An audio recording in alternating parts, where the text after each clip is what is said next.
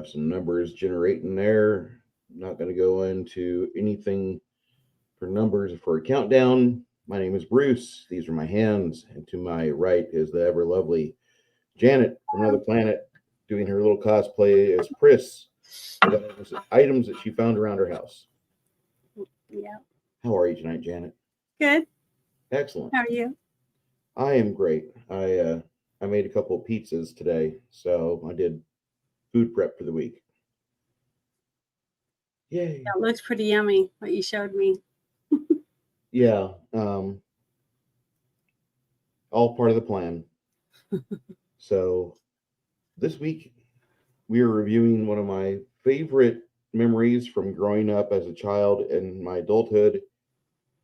And gosh, how do I say this? Like, I love this movie. I love it. Well, that was great. It is. It is a great movie. I love Blade Runner. When I was a young kid, we had the movie on VHS, and I'd watch it probably once a year, maybe twice a year. Then there'd be the time where I go to my friend Eric's house. We talk about my life before the age of 12. Eric was a friend of the family who he really wasn't that much of a friend of the family. He had problems. One of those guys that he had the situation where he had to go off to a child's home because he just had things in his head that needed to be fixed. And he still lives there in his town, or in the house where he lived, where he grew up, and just doesn't take good care of himself. But we watched a lot of sci-fi movies with him. Before we get into this, let's go through the chat real quick and say hi and welcome in. Our friend Six Nation 31 Kings top comment says, "Evening, ladies and gents, lurkers and newcomers. Hope y'all had a wonderful New Year's Day. Tonight's going to kick off 2024 right. Dystopian sci-fi goodness." Travis J 1975. Hey kids. Hey Travis. Janet, thanks people. Conroy Riker. I had bladder. I had bladder up there, so I was in a hurry. He's making fun of me. I was waiting on me. Sorry. Thank you, soy based Jeremy. Thank you for the first like. They agree. And Conroy sees you're that replicant. Got button hooked. Oh, wrong channel. Janet looks awesome. Yes, she does. Thank you. Is this a Lady Ballers episode? That was a couple weeks back. Great show though, and recommend we'll watch again. And our friend LDG at Free the Net, the Prometheus Project, says, "Evening and Happy New Year's." Janet, what year did you see Blade Runner? When did you see it? I'm trying to remember. I think I saw it at the movie theater.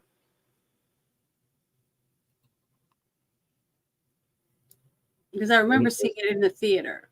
Okay. Just don't remember if it was, at the cheap theater, later on, or if it was, I think it was pretty busy.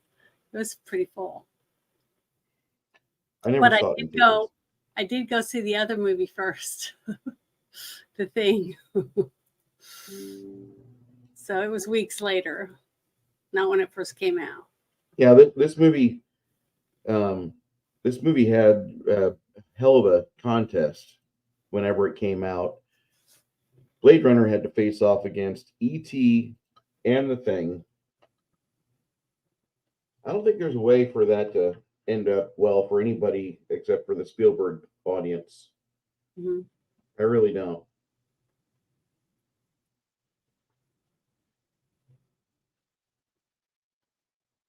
But yeah, I thought it was really, really good. I thought the special effects were excellent. I thought the acting was good. And he's coming off of, I think Raiders of the Lost Ark had come out the year before, right? I think so. So, but you know what? He looked younger in this movie than he did in Raiders. He looks younger because of the haircut. Maybe. I don't know why, but he just looked younger to me. That's why I thought, well, they must have filmed it way earlier and then just released it later. or something, you know, because that does happen. See that? I could definitely see that. So, but maybe because they paired him up with Sean Young, it made him appear younger. I really like her. I Mhm. mean, just as a viewer, just as a fan, she did great in this movie with her part, although they didn't really give her a whole lot. Her character is really much a blank slate. Yeah, because she doesn't even know who she is. She thinks she's just going in for a job interview, Mm-hmm.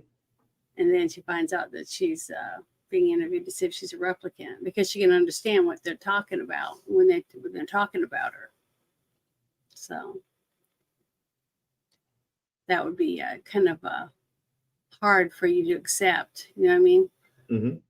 To think that you had a whole life and then find out, you know, in a few hours interview that you're not even a human being, that you were never born. That would be really sad. So I had a lot of sympathy for her character, and the fact that she could even cry. So I guess you'd have to be able to have tears and stuff to have a special test to find out if you're a replicant. I mean, after one thing that I did think was kind of stupid after we watched it again, after I saw them freeze that little old man to death, Mm-hmm. the eyeball guy, and him be able to put his hand in that That liquid ice. yeah, the liquid, whatever that's called again. When he put his hand in there, it didn't do anything to him. So to test if someone's a replicant, all you'd have to do is put them in hot, extreme hot, or cold, and you would be able to know. So to me, going through the whole psychological test was kind of stupid, especially if he's a cop and he's just going to kill him, you know? So I thought it was kind of stupid. Because if you put them in cold environment like they did the old man, if you got them warmed up in time, they wouldn't die. But if their temperature started dropping and stuff, then you would know they were a human. You know what I mean? So that kind of really made me feel bad when that hit me, and I realized that was how easy the test could have been. It wasn't as intriguing anymore. You know what I mean? No. It took that away from it. It's interesting the way this movie starts off, because we get to meet Leon and just an interviewer named Holden. Mm-hmm. And Holden, poor guy, he doesn't last long in this movie. Morgan Paul, the actor who played him, Yeah, he just recently passed. So it's he was the first interviewer, right? Yeah, he's the interviewer. And yeah, the main thing he was ever known. Go ahead. I said he looked very familiar to me, but I couldn't remember what I'd seen him in. You know what I mean? Because he wasn't a huge name actor that's in lots of stuff. He did a lot of Broadway, from what I'm pulling up here, and then he was in Patton as Captain Jensen. He was in Dirty O'Neill as Jimmy O'Neill. He was in The Last Hard Men as Portuguese Shiraz. Twilight's Last Gleaming as first Louis Cornelis. First Louis. The Swarm, which and then he was in Norma Ray, and then he was in Faded Black, and then Blade Runner. There's a couple other movies that are in there I skipped, but he did a lot of films till '86, and that's kind of where things kind of stopped for him. He lived to be how old? Age 67. He died in 2012. Oh, he was only 67 when he died. He was young. Yeah, that's not very old. The guy still had some stuff, and he played primarily either military or law enforcement characters. Mm-hmm. Yeah, it was funny is because I remember how excited I was about getting to go see The Thing. My mom was like, "You're psycho."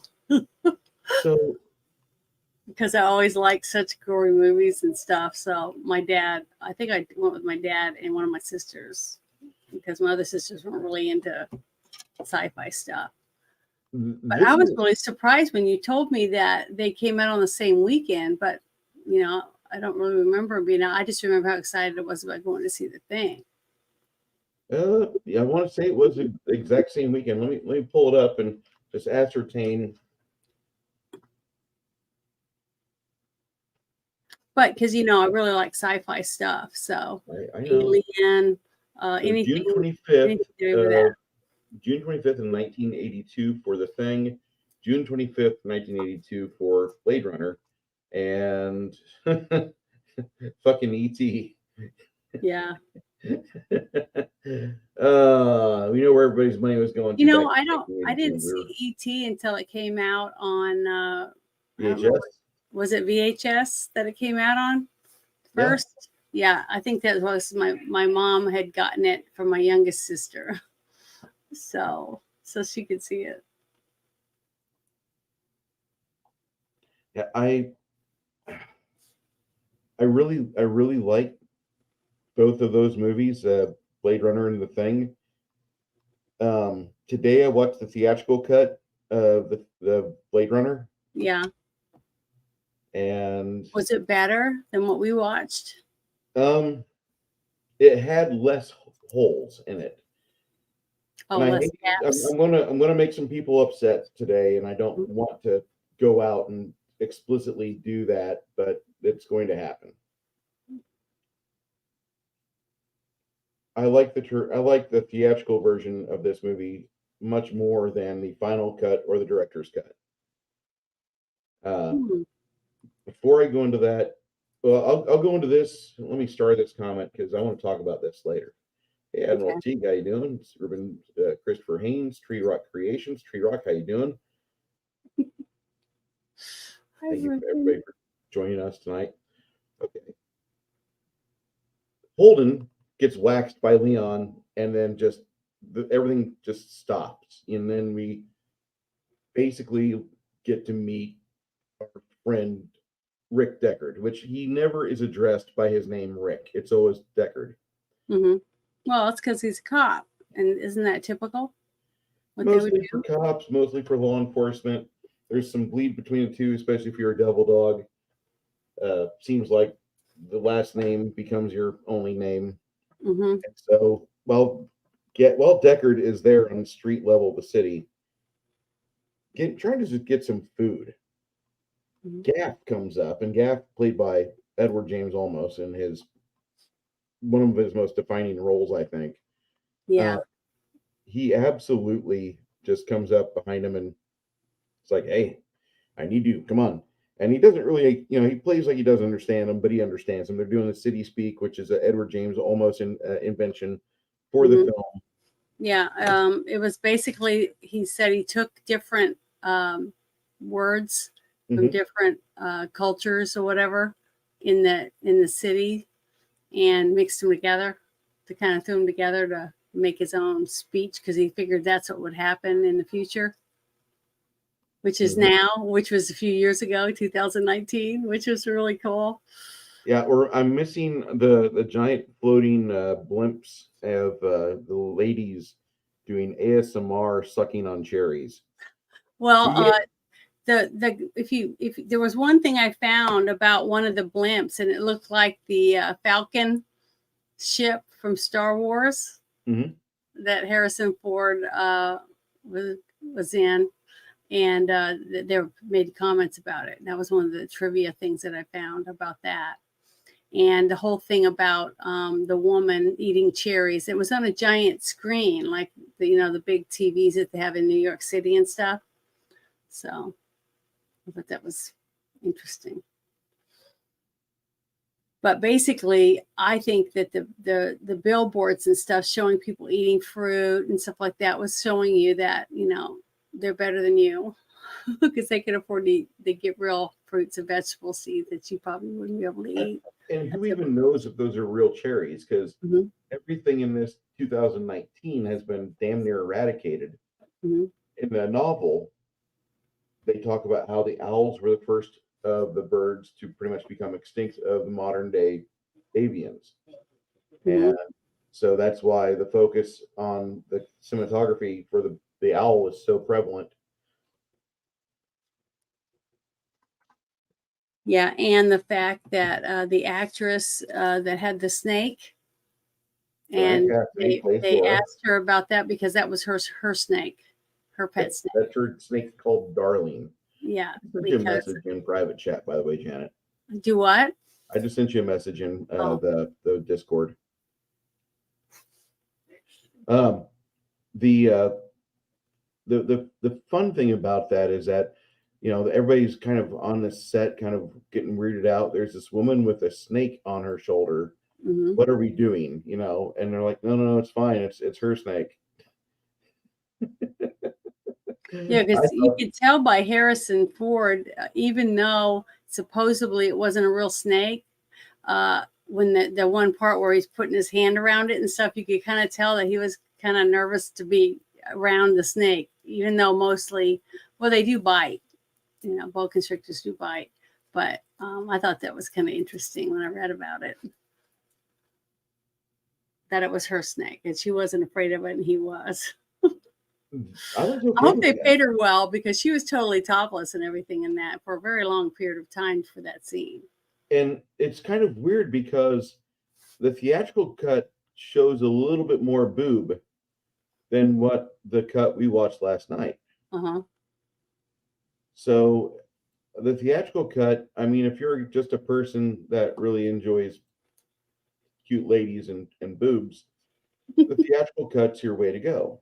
hmm I'm not saying it's superior for you. For me, it is. That's not the main reason. It's a nice reason, but it's not the main reason. Um,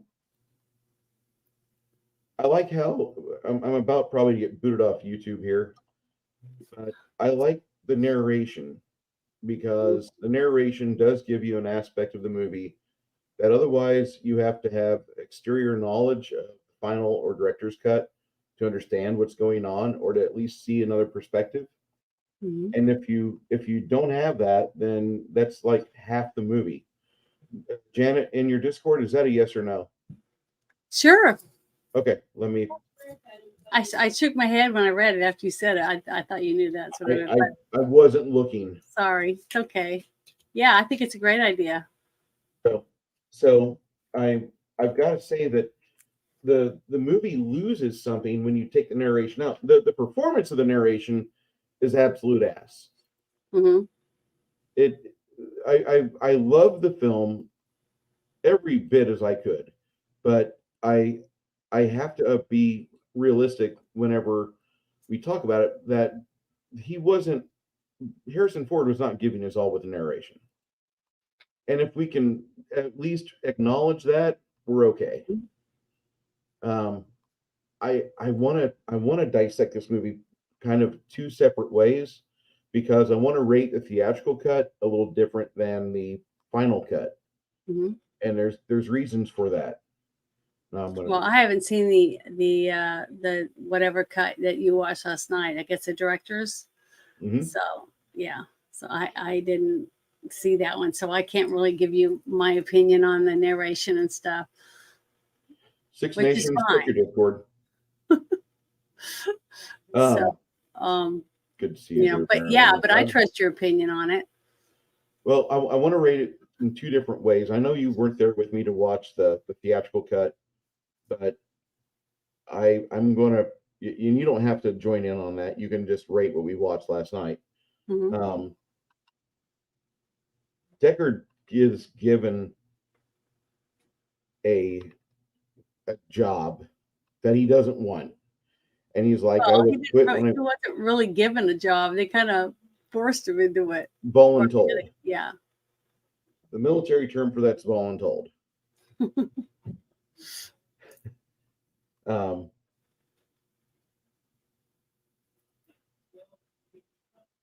I like her. I could watch her the rest of my life.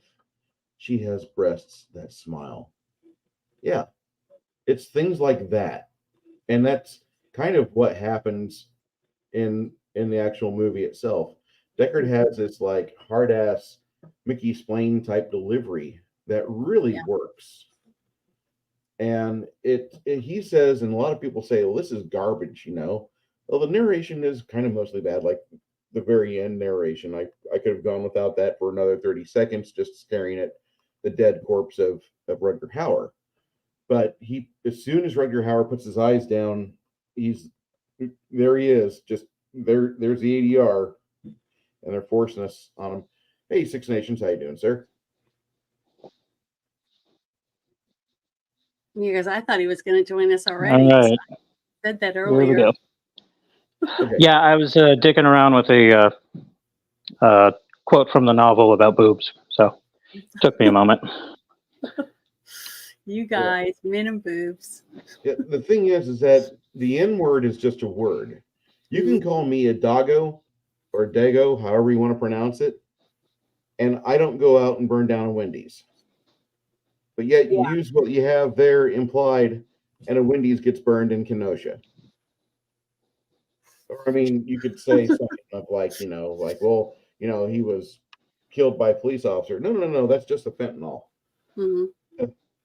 Anyway, I like the original narration because it adds that, even though it adds that miserable word that some people are just like, oh my God, you said it. Yeah, I said it. Knee. I like the fucking hard edge. And when you deal with people at the worst part of their life, like law enforcement does, you're probably not going to have a good opinion of most people out there. You're going to be a bitter, empty prick. Yeah. Mm-hmm. Anyhow. Well, is the narration, like you were saying, is it through like almost every scene of the movie? Or is it his thoughts?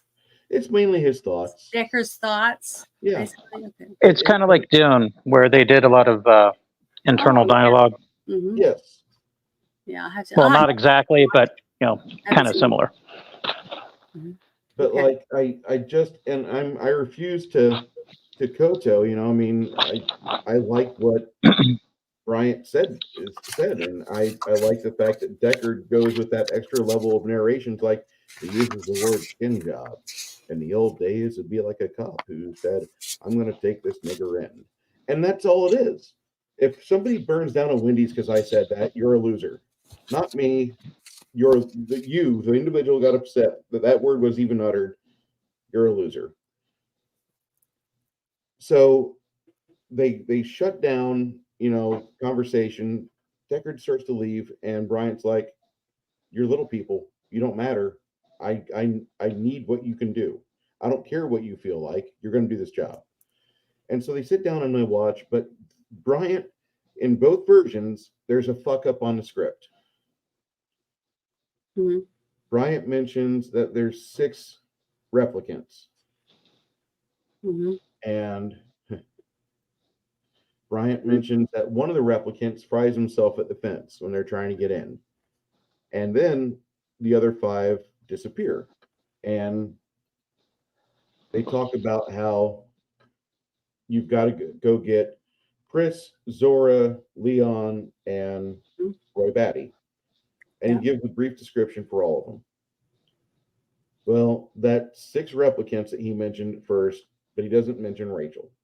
This is a mess up within the script. It's supposed to be 5 replicants because Rachel, from what I'm able to read on everything, Rachel did not escape to there. Yeah, Rachel, she never left. She never left Earth. She came off the assembly line and they wheeled her into Tyrell's abode so he could have his niece. Mm-hmm. Yeah. And that's where the script messes up first. But it's not a big screw up. That's just kind of simple, like somebody that really doesn't have, That's more of editing. Yeah, editing. That was an editing mistake. Dictation, I think this is where it fucked up. Mm-hmm. Yeah. So they do that, and off he goes.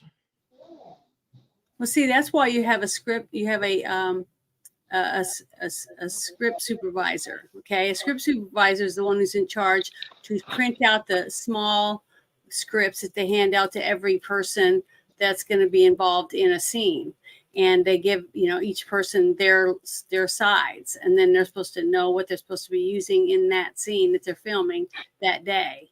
or two different scenes or wherever it is. And then at the end of the day, any changes that were made, the script supervisor is supposed to make changes in that. That way, What up, Boots? at the end, when they hand everything over and the editor has it, then he knows everything that's supposed to be said in each scene. So when they edit it and somebody says something that's not in that, they're supposed to be able to edit that out, things like that.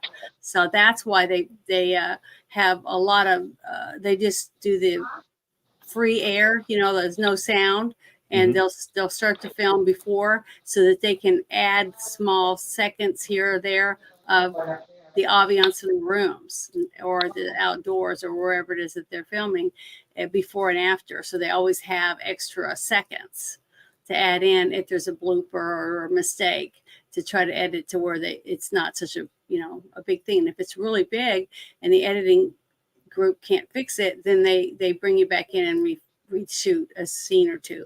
That's why they take photographs on set and things like that, to make sure the car looks this way, the makeup or the tattoo or the hairstyle, their clothes or whatever it is, so that they can put it all together and redo that whole scene. So that's why all that's so important. They do all that for mistakes. So at the end, if the editing's shit, it's because they just had a bad editor. That's what I think it was, because reading through everything again, they mention it 6 in there. Rachel's not verbally discussed by Bryant. The first mention of Rachel in scripting is when he gets to Tyrell's. And Eldon says, "I'd like you to see the test fail first." And so he has them administer it to Rachel. So he does like this huge test for the void comp stuff. And well, another thing that I had a hard time, that I didn't pick up on, when I first saw it, maybe the second time I didn't notice it, but this was the 4th time I'd seen it. And I really noticed it a lot. And it's probably because I was really looking for everything wrong. You know what I mean? I hate to do that, but I was just trying to look, is the fact that they made all the replicants have that shiny eye. And if it was that obvious too, they wouldn't have to go through all the psychological tests and stuff too. So little mistakes like that I didn't like. It took away from me being intrigued by the movie and not knowing who's who, you know what I mean? So when they made it that obvious, the whole testing was stupid. Just that guy died for nothing, because they already knew he was a replicant by looking at his eyes, and if he could stick his hand in hot boiling water and not get burned, you know what I mean? There was simpler ways to do the test quickly instead of having to take all this time, unless the tests that they were doing were for psychological testing for the company itself. But these people had escaped. That means they were already out doing stuff that they were supposed to be doing. So why are they doing a test on them again? You see, I don't know. I just had a lot of holes started coming out, like I always find when I start looking into it and going back and thinking about the scenes and little notes that I'd taken about this, that, and the other that I didn't pick up on before. So that kind of like this, it put it. This is where the line between the novel and the movie kind of get fuzzy, because like, okay, I got like 3 pages of notes and they're all jumbled as hell, but basically, like to paraphrase it, the only similarities between the film and the book are androids pose a threat to human existence, the human population. The key characters share the same names, and the Earth is becoming uninhabitable due to over industrialization and whatnot. In the film, in the novel, it was World War Terminus, their term for like World War III or whatever. It was like a nuclear holocaust, poisoned the Earth, killed off a good portion of the animals. That's why in the film, real live animals are super expensive, because they're rare to find. Everybody has like artificial robot versions of it. And then there's the dust in the novel, which makes humans infertile. It affects their mind. Like the character Sebastian, J.R. Sebastian, like in the film, he plays a engineer of sorts. In the novel, he's a ambulance driver, and he's kind of affected mentally. Like, basically, humanity is in decline. That's why the majority of them took off to colonize other planets and do space stations and whatnot, because Earth got totally screwed up. The poor schmucks that got left behind have to deal with the aftermath. And so they produce these androids, which they call Andes for short in the novel. But they're replicants in the movie. And, they're doing all the menial tasks and everything you could possibly imagine an android could do that a human couldn't do or wouldn't want to be doing. So, yeah, I'm getting lost here because I don't want to do a full information dump. Yeah, because for anyone who watched the movie, though, and hadn't read any of the books, okay, they wouldn't understand a lot of that. They would only have to go with the details that are given to them, during the movie. So, yeah. So, so they probably wouldn't even notice certain things. Like I said, when I was watching, I was trying not to add anything to it. So I would not know any details and trying to watch it as a fresh mind, just trying to absorb what's going on. Like I was talking about why I didn't think that he was a replicant himself. To me, why it separated the whole thing, because everybody was saying the director said he was. I go, yeah, but that's after you've seen the movie. I'm talking about when you review it, you're talking about exactly what you're seeing on screen, not the book, not any of the other details. All these notes that I have that pertain to the differences between the novel and the film, I want to kind of like dump that at the end of the discussion of the movie.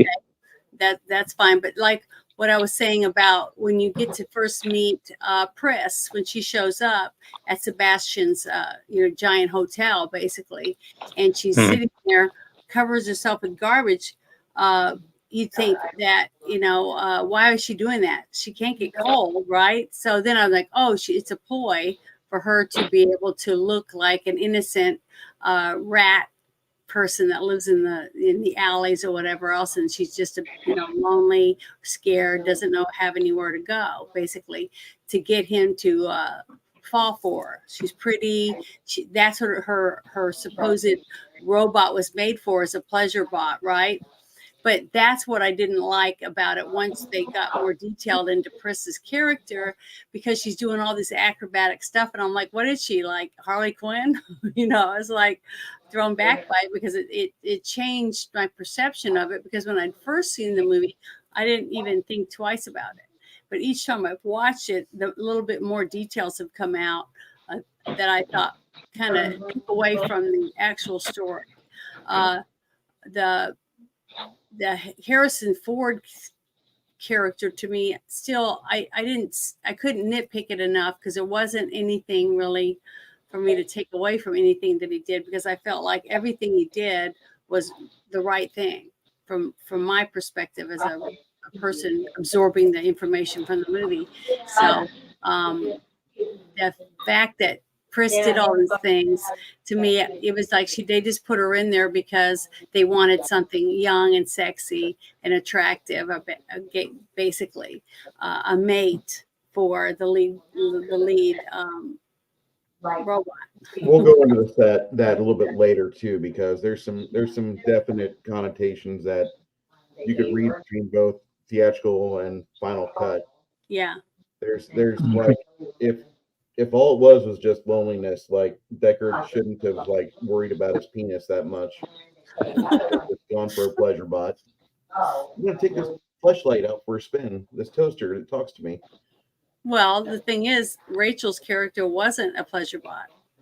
She was at the very Alexa, top. orgasm. You know what I mean? Yeah. She was higher than the other guy was. She was the highest on the food chain when it came to replicants. I absolutely adore Sean Young. Okay. I mean, her YouTube channel is fun to watch, because she'll put stuff out there that, you haven't seen before, like her fucking personal film from when she was in Mexico filming Dune. And Mhm. I think that is a really like cool actor or actress that will do that. Mhm. She was absolutely lovely back in the 80s, and she's still a lovely lady now, kind of like Miss Erin Gray is from our childhood Buck Rogers. But Mhm. I've got to say that um, her and Harrison Ford had no chemistry in this movie at all.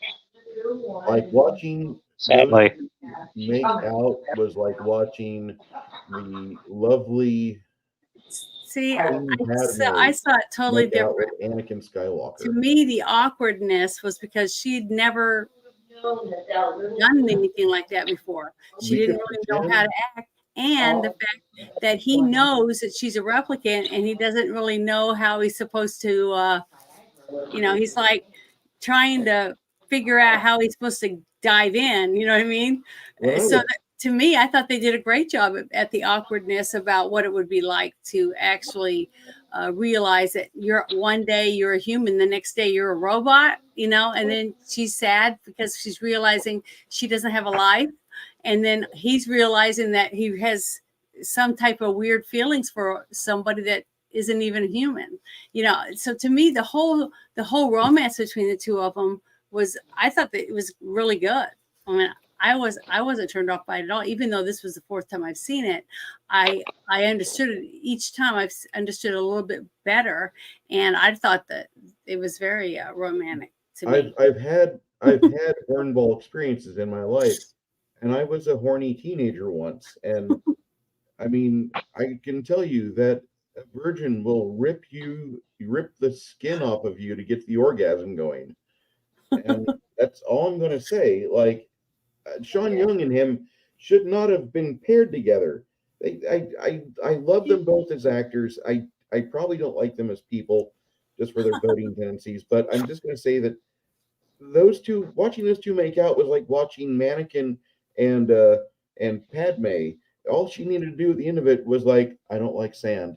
And we could have had a perfect Star Wars prequel because that was so fucking lifeless watching those two try to neck and make out. And Harrison Ford kind of drinking a little bit. Maybe he's drinking on set. He's pretending to drink. So he's beating on walls and he throws her around a bit. And then she freaks out after the camera's shut down. So he's got to pull his pants down and moon her and be like, hey, Sean Young, if I really didn't like you, would I show you my vulnerable white ass? And she's like, oh, I guess not. But they He was, I think he was what? How old was he in this movie when He he was in made? his late 30s, I think, or Yeah, mid because mid Rutger early 30s, Hauer was 38. I want to say 40s. He looked damn good. maybe So, early 40s. Yeah, so, and how old was she? she was young. Okay, she was younger, so she was awkward already. The fact that she's in a movie with a famous actor, basically She's two of them, and the fact that she was trying to pretend like she was an innocent robot. It just 23. so I don't know. She doesn't To know she's me a robot that yet. didn't take away from the movie for me at all. I And was he was 41 when this okay, yeah. movie came out. He was, yeah, he was 40 when the movie So came he out. was old enough to be her dad. Mhm, exactly. And So that's part of the reason why I've never once thought like this is a good pairing. Because like you look at him and he's probably hitting that blue pill age, and she's like looking like a flower, like ready for the spring, ready for the bloom. And that was one of the things I just didn't really like. I've never liked that aspect of it. I never thought it was really that good. This quote right here from Teague: "They kiss without passion because they're not human." She doesn't know she's not human yet. She's she's got to figure it out, and then she's no, still she coming to terms with knew. it. You She's don't still got to even come to when she terms with it. left. And Remember when she walked she out, walked she out. knew she was a human or wasn't human anymore. She's She left her picture there. she's still absolutely though have to come to terms with it. You don't really like, oh well, So I she's guess I'm gonna live my life like emotional. an android now. She's emotional. Remember, she had tears. She's emotional.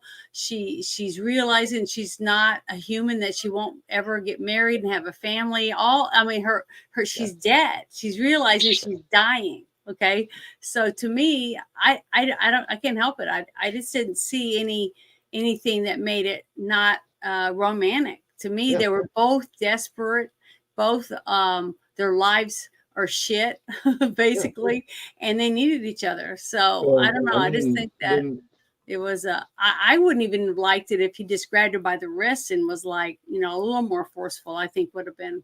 If it would have been Sean Connery, like it would have been completely within Sean Connery's character, just to give her a healthy slap around, just a healthy slap, just a little slap, just a slap across the face. Shut your whole mouth, bend over, you know, that sort of thing. I could see him doing that because he's done that in James Bond films. My bad. I just got to say that like, it didn't make me cringe at all. I thought it was very, she was, even if she was a human, she was old enough, you know, she was an adult to decide whether she wanted to sleep with someone old enough to be her dad. I mean, to me, I don't have a problem with that. If two grown-ups want to have a romp, I have no problem with that, as long as they're adults. You know, they're both grown-ups. I have no problem because Admiral Teague, dude. Seriously.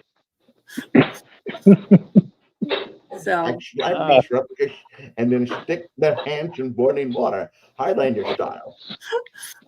So I'm trying not to laugh on stream and interrupt you guys. I mean, all I hear from guys, and remember, I'm a tomboy, so since I was in high school, most of my friends were guys, and they always talk about how they wish the hot teacher would hit on them, you know, stuff like that. So, and they're all like cougars and, you know, all that kind of stuff. They were talking about hot women they meet all the time, younger and older women. So the whole thing, this stigmatism about not liking him because he seems too forceful or he seems too old or whatever. To me, it didn't make any sense. Plus, this movie came out in 82, 83. So I don't know. I still don't have a problem with it. I mean, I think that it was perfectly fine. I was 5 years old, so I can't really formulate an opinion on her down and have sex back with then. her or anything. So she could have left. She was a robot. She could have knocked the shit out of him and left at any moment.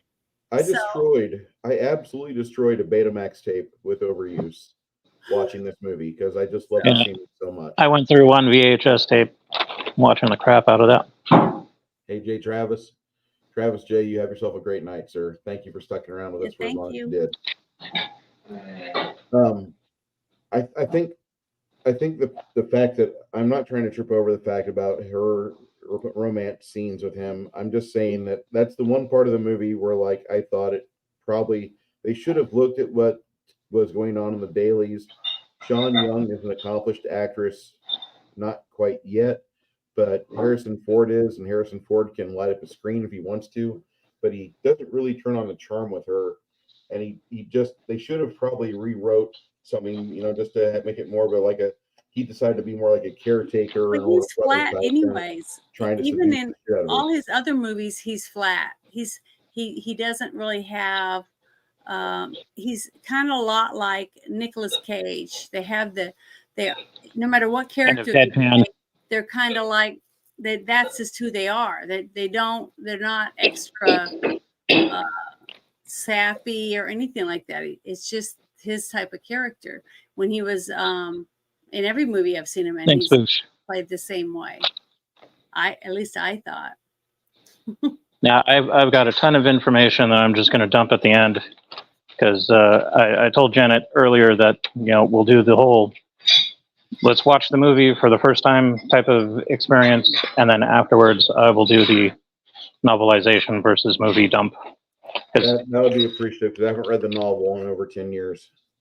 It's been like 30 years for me, so I was like trying to dust off the memories and get rid of the crud between my ears. I started listening to it, and I remembered how good of a writer Philip K. Dick is. There is a 4-hour cut on YouTube if you want to listen to Duane Reed's Stream of Electric Sheep. Let me pull that up right now. Well, I found that piece of trivia last night that when the writer said that when he got to watch the first cut, you know, of the movie before it was edited and stuff and ready for release, that he said it was almost like some of the scenes were taken directly out of his head. that to him when he was writing it, that's what it looked like. So they did a pretty good job, and some of the things they had to have, if the writer himself said that's what the scene looked like. I'm the writer for the script. Mm-hmm. Not Yeah, you gotta realize like the whole cyberpunk genre didn't really kick off till like the mid '80s. Like there's been things here and there, but to actually like create a movie and then have it reflect what the writer of the novel or whatever the source material is, go, hey, that was like exactly what I was thinking of. That's pretty sweet. Yeah, that's spot on. So so there were just a few things like that I just thought were really good, and the whole thing with the origami, that Amos did throughout the movie.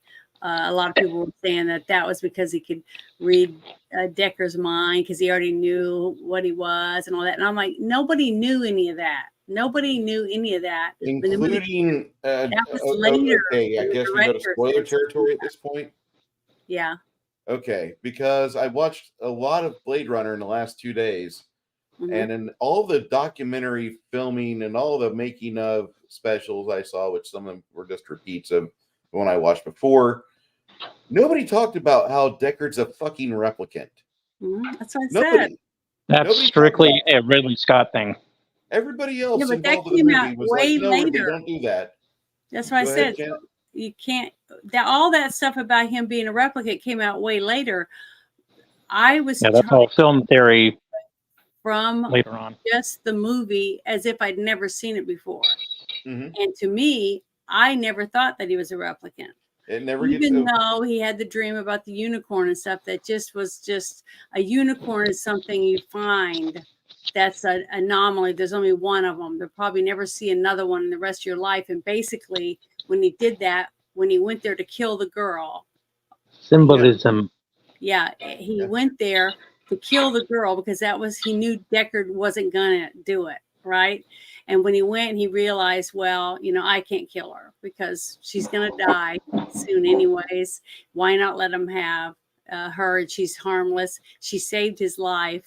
All these different things. So when he left the unicorn there on the ground and she kicked it with her foot and he saw it and picked it up, he knew that he'd been there to kill her and he let him have her. See, I just thought that was very romantic and it was sweet because it kind of gave them a reprieve to their horrible lives, basically, that they both had, and they needed each other. And I thought it was very romantic and sweet. But I guess it's because I'm a girl or whatever. I don't know, but that's what I felt from it. And I remember having similar feelings the first time I got to watch it about their relationship. So to me, it was a little awkward, but it was just like when you have you first meet someone and you have feelings, like I said, in that one little thing I made, when that tingling sensation you get is your common sense leaving your body because you just kind of go, wow, I really like this person. They make my heart patter, my hands are sweating and I want to kiss them, but that'd be too forward. You're thinking all these things and basically she doesn't know she's not a human, before she met him. So all those feelings that are programmed in her are just like that as a human woman would have about wanting something. But now she's mad at him because he's the one that just told her she's not even a human being. So she's got this battle going on in this small amount of time that we have to see it. And then he has the same thing. He's sexually attracted to this woman. He thinks he's falling in love with her because she's like no woman he's ever met in his life. But he found out she's a robot, So it's like they're both in this traumatic energy going on around them, but they're both very attracted to each other. So I just thought it was great. I thought that to me, that's how it came across to me when I watched it. The international version doesn't have the narration. And that's one of the ones that was popularized. We didn't see it in the States until 1991. That was fed to a lot of blockbusters, I believe. Mm-hmm. Blockbuster was a Peoria of test markets. And when people started enjoying Blade Runner because it didn't have narration, they made, oh, yeah, we're going to gonna do that. So that was like one of the first DVDs you could buy was the Blade Runner director's cut. Yeah, I didn't see Blade Runner on Laserdisc till my friend got it in the mid '90s, and I thought that was freaking epic. Mhm. And now it looks like crap compared to like 4K and Blu-ray and all that. Hilarious. I love the movie. I love both versions of the movie. There's just like some things I don't like about the movie. But the script, the sixth replicant mention from Bryant, I can forgive that because that's just a small editing error. Yeah. Yeah, there are 6 replicants here. Well, yeah, there are, but Rachel was never off world. She'd been shipped from the assembly line back to Eldon's office, and she was to be his assistant so he could spend time with his niece because he wanted his niece in his life. And I can understand that. I completely get that. At the age of 49, or age 48, you've seen plenty of your family members get taken from you. And so, like, I could see where somebody that's over the hill is like, I can make my niece. And then he starts putting that together where, like, he does his own little private Frankenstein project with all the company equipment. I can completely see it. But the fight between Leon and Deckard. He's like a more was clinical version of Elon Musk, if you think about it. Say again? He's a more clinical version of Elon Musk. Yeah, he is. And actually, Elon Musk's clinical side is going to come out in a few years. Complex too, from what what came across. Yeah, that Neuralink stuff that he's working on. Yep. I think is going to be what kicks us into the dystopian Blade Runner-esque future. I'm looking forward to it. But you know, they have been working on stuff like that because I remember after Christopher Reeve got bucked off that horse and broke his back, broke his neck basically, and made him paralyzed. That all the different interviews and stuff that his wife went on because she was doing everything she could to try to help him, right? Because she wanted him to be whole again, and she loved him. I mean, everything she did to. What I watched was she just adored him and loved him. Was trying to do everything she could for him. But they were talking about different things that they were trying to do, experimental, to regrow nerves, stimulation using robots. I mean, all kinds of nanotechnology. They talked about tons of different things. So stem cells, you name it. So whatever they could Elon's doing about wanting to put chips inside people's brains or whatever it is, if a person willingly wants to do that, you know, to me, I don't have a problem with it. If they think it's going to help them, especially the people that I think are going to be first in line to do something like that are going to be the ones that are paralyzed. That all they want to do is get their limbs back. As an avid fan of the cyberpunk genre and a player of Cyberpunk 2020, maybe cyberpsychosis is a serious thing. And if we ever get to the point where people start borging out to the point where they start losing their humanity, and then they go fucking rage, look where we are right now. That could be a problem. You have young people cutting off their boobs, cutting off their testicles, and having their penis pulled inside their body to make a vagina. And but they're not killer robots. That's the thing. Yeah, the thing is, they're mutilating their bodies, just like the movie Escape from L.A. All those people in that one part that were all mutilating themselves with plastic. What I'm getting at, though, is that we're still squishy, and you take a 44 to somebody's face, you're going to stop them. But if they're borged out and bulletproof, like holy crap, that's going to be like Ed 209 versus. Talking about Bambi. That, the Winter Soldier and stuff like that. We've been the Bionic Man. We've had tons of stuff happening through our lives, talking about working towards something like that. Star Trek, when different people had like Geordie's eyes. Old fashioned, but I believe blowing ourselves up and gassing ourselves is way better than turning into machines and letting the nukes fly. Well, I'd rather have conventional warfare and conventional problems than some far-fetched, super uber technology that could make it 100 times worse. But we're already doing it. What I'm saying is every single thing we're doing that takes your body and transforms it into something else. You're doing something to it to like getting a new hip or a new hand or whatever it is that you're doing.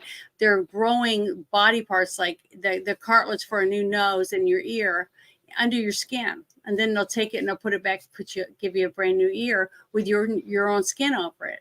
So, and then they're using pig veins to redo arteries in the heart. Okay, because pigs' skin and muscles and stuff like that are the most like human, okay, type of thing. Because I watch all these documentaries and stuff, and you can order stuff right now to do geno stuff in your backyard. There was a documentary I was watching where this guy was using DNA from those octopus and squid that glow in the dark, way down deep, 2,000. The cuttlefish and all that. And they're putting it into bulldogs, these pit bull dogs that he had in his backyard, to make the dogs glow, stuff like that. And he's doing DNA with animals in his backyard with stuff he got over the internet. So, well, there's ethical science, and then there's the shit that we're reading on the internet of all these weird ass companies that are doing cloning of pets and whatnot. But people are doing it already. People are already genetically modifying embryos and stuff in other countries. And there's nothing that I can do to stop that. So, if they want to fucking destroy themselves in that way, that's cool. I know, but that's what I'm saying. So we have to stay in my corner. Be careful. We have to be careful about what I'm we gonna do ourselves. Rally the wagons, circle them, and stay away from that shit. So that's all I got to say about that. But that's what I was saying about these two characters. Where do we stop? If we're willing, they already have real dolls right now, right? That's the dystopian aspect of it. The world is broken. Yep.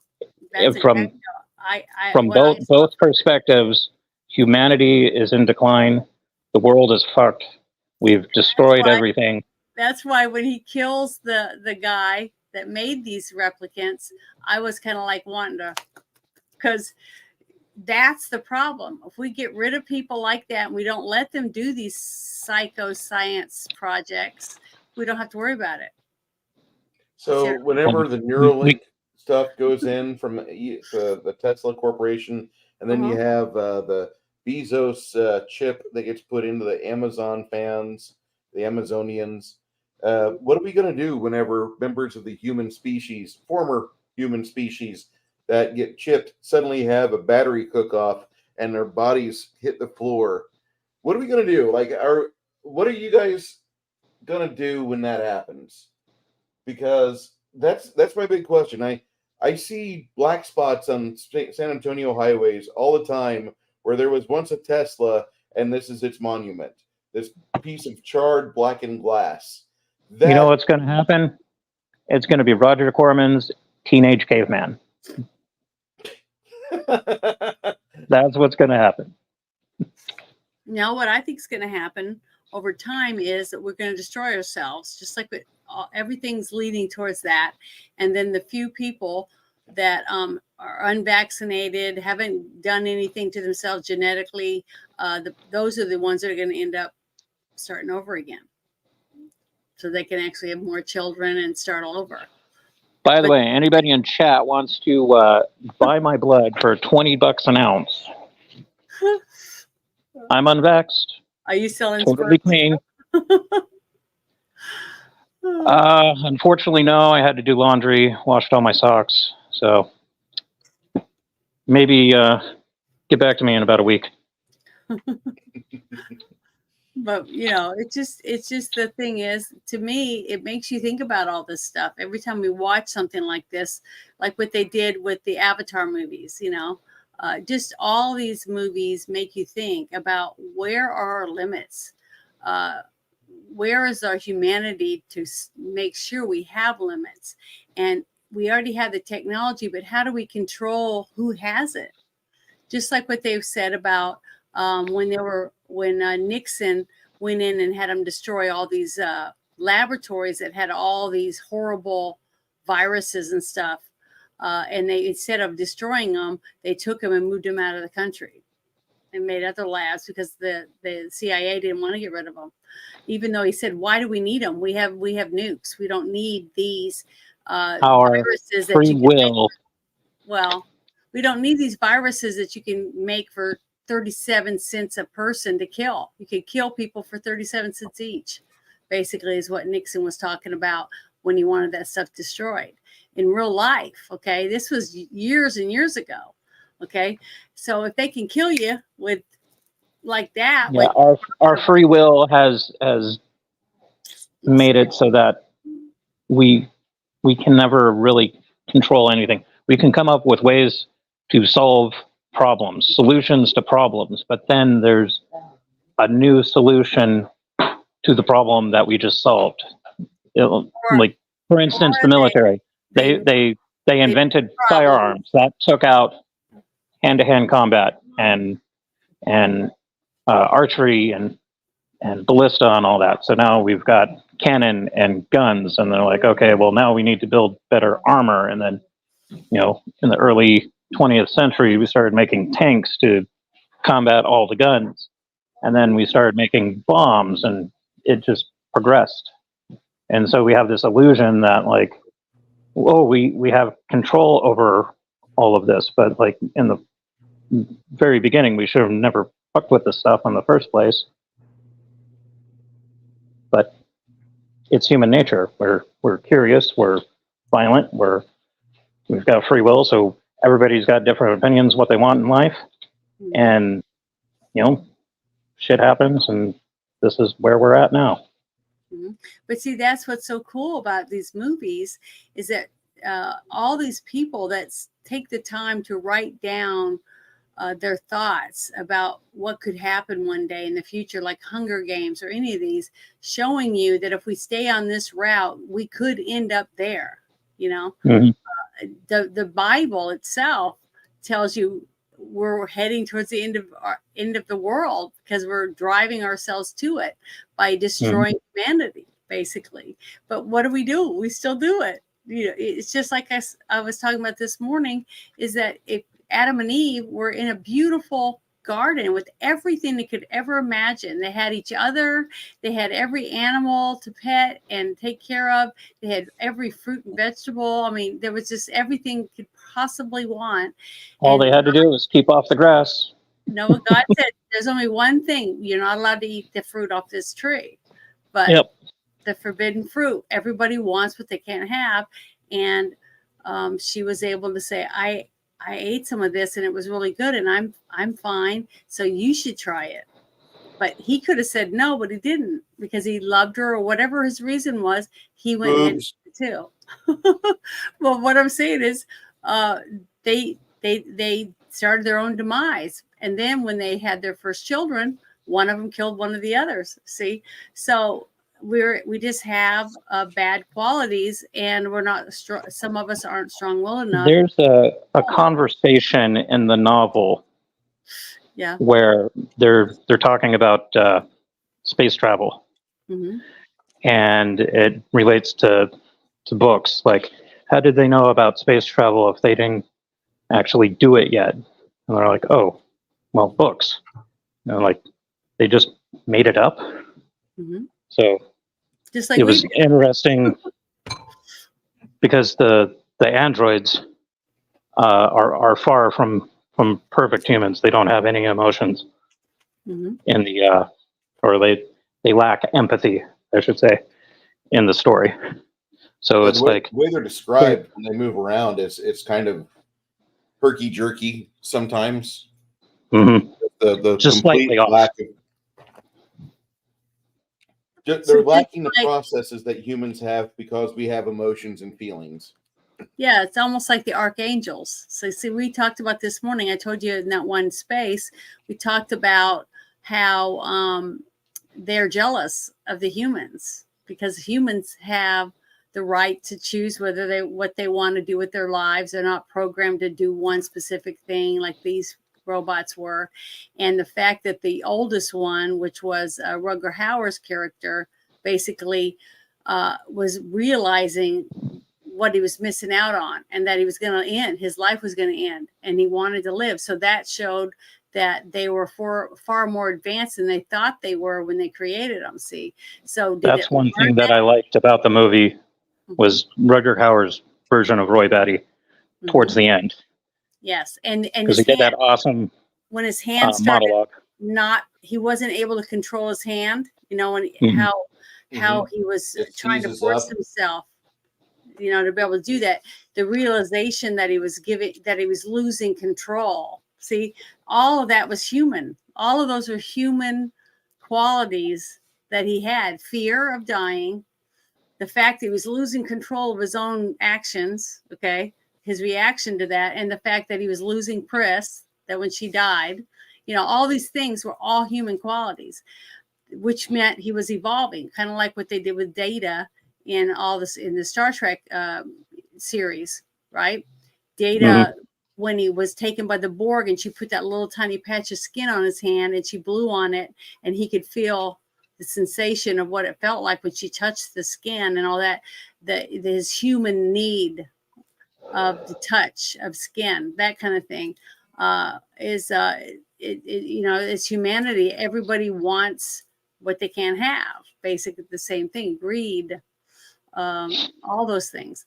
And that's what I saw in his character, was the fact that he was evolving and he didn't want to die. And since he couldn't get the guy that made him, which was his God, basically, and his God was telling him it was impossible, that no matter what we do, it's never going to achieve the goal that you want. So he was useless to him after that. And so he let his anger take over and he kills him.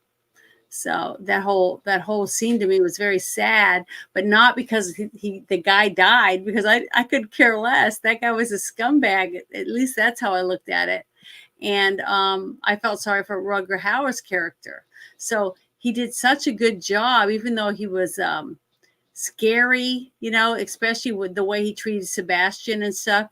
And he was very, very adamant about what he wanted, and he didn't care about human life, just like what you said. But in a way, he did. It wasn't human. He just cared about life in general. Yeah, the Roy Batty of the novel, like the scene where he pulls up Deckard and you see him, and he basically thinks like, well, my opinion in the movie, he values life more than anything, because like he's literally within minutes of dying.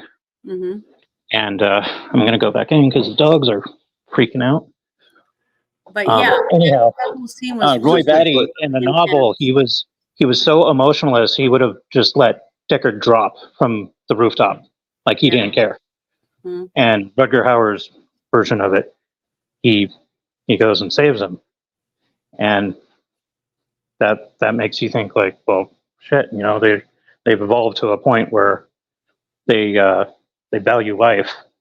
Yeah. This movie was going to get lambasted no matter what, because the outcome of Roy Batty saving Harrison Ford was already in the script from Hirschner, or whatever her name is, the main script writer on this.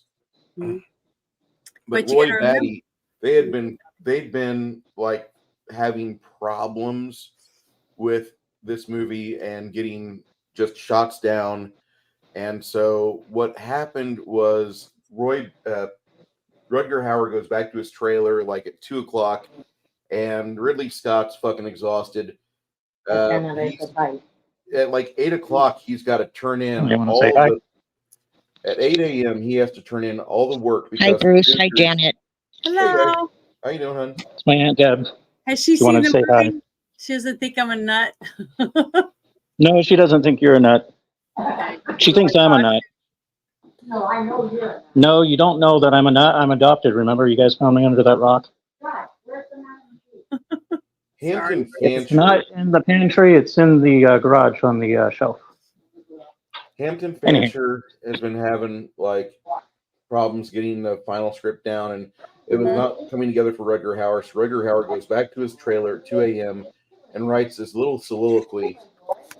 I've seen things, and Jordan Cronenweth is not doing too good. He's got Parkinson's, and at the start of the film, he was having a hard time getting around. Now he's in a wheelchair, and he's really having a hard time getting around. This is a 4-month shoot, and in the span of 4 months, the guy has almost no mobility. He's turned into Pike. Okay, so when Rutger Hauer gets back, he does the scene and he lifts Harrison Ford up off the side of the building, wrap, cut, print, amazing film, and everybody falls in love with Roy Batty. Yeah. The thing pharmacist is in the book is not so lovable. it's because he, in the movie, he becomes human, basically. He made the decision just like Rachel's character did when she killed the other replicant to save him. Even though at that moment when she did that, she knew she wasn't a human. But her thoughts were human. You see, her feelings were human. So she evolved. So, so both of the characters, Rutger Hauer's character and Sean Young's character, both evolved past everything they had set out thinking they were going to get when they made the replicants in the first place. The goal that the guy that died wanted was to make a real a robot that can evolve and become more human qualities, and it did. But the part that one thing I wanted to read was this thing I found. It said that Rutger Hauer came up with many inventive ideas for his characterization for himself, for the character of the role that he wanted to play. It said, like the moment where he grabs and fondles the dove before he let it go. And he also improvised on now iconic line, all those moments will be lost in time, like tears in the rain. And then he said he later chose all those moments as the title in his autobiography. So this was a very moving role for him, and he was he really liked playing this character, and he turned down so many roles. I was really shocked when I was reading about how many roles he turned down, because he took roles that he actually liked and that he wanted to portray, not just for the money. He never. That's one of the reasons why I like Rutger Hauer is, me too. He's an excellent actor, and he doesn't just take anything for a paycheck. He wants to put out quality stuff, and to perfect his craft, and also for the posterity of history. Like, it makes sense. The sad thing is that Rutger Hauer died in 2019, right? In real life. And in the movie, after a long-ass career of great film and television, died in 2019 too. Oh God, Simpsons. The noticing. So, because the character in the movie died in 2019, is the year that supposedly was going on, and then in real life he died the same year that he died in the movie. So I thought that was interesting. Is this the part where I start doing my diagram with all the yarn and the conspiracy theories, and then I start talking about the novel and the movie? Because I could do that.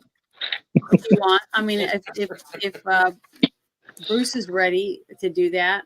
The thing is that to me, the part where he goes in thinking she's already dead because he knows that they want all of them dead, and he goes into his apartment and he's calling her name and she's not replying, and then he goes over and he lifts up the blanket and she's laying there, and he puts his head down and puts his face next to her face to see if she's warm.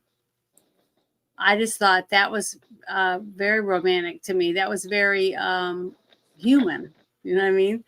So I liked it. I thought their relationship was really good. It was evolving just like everything else does.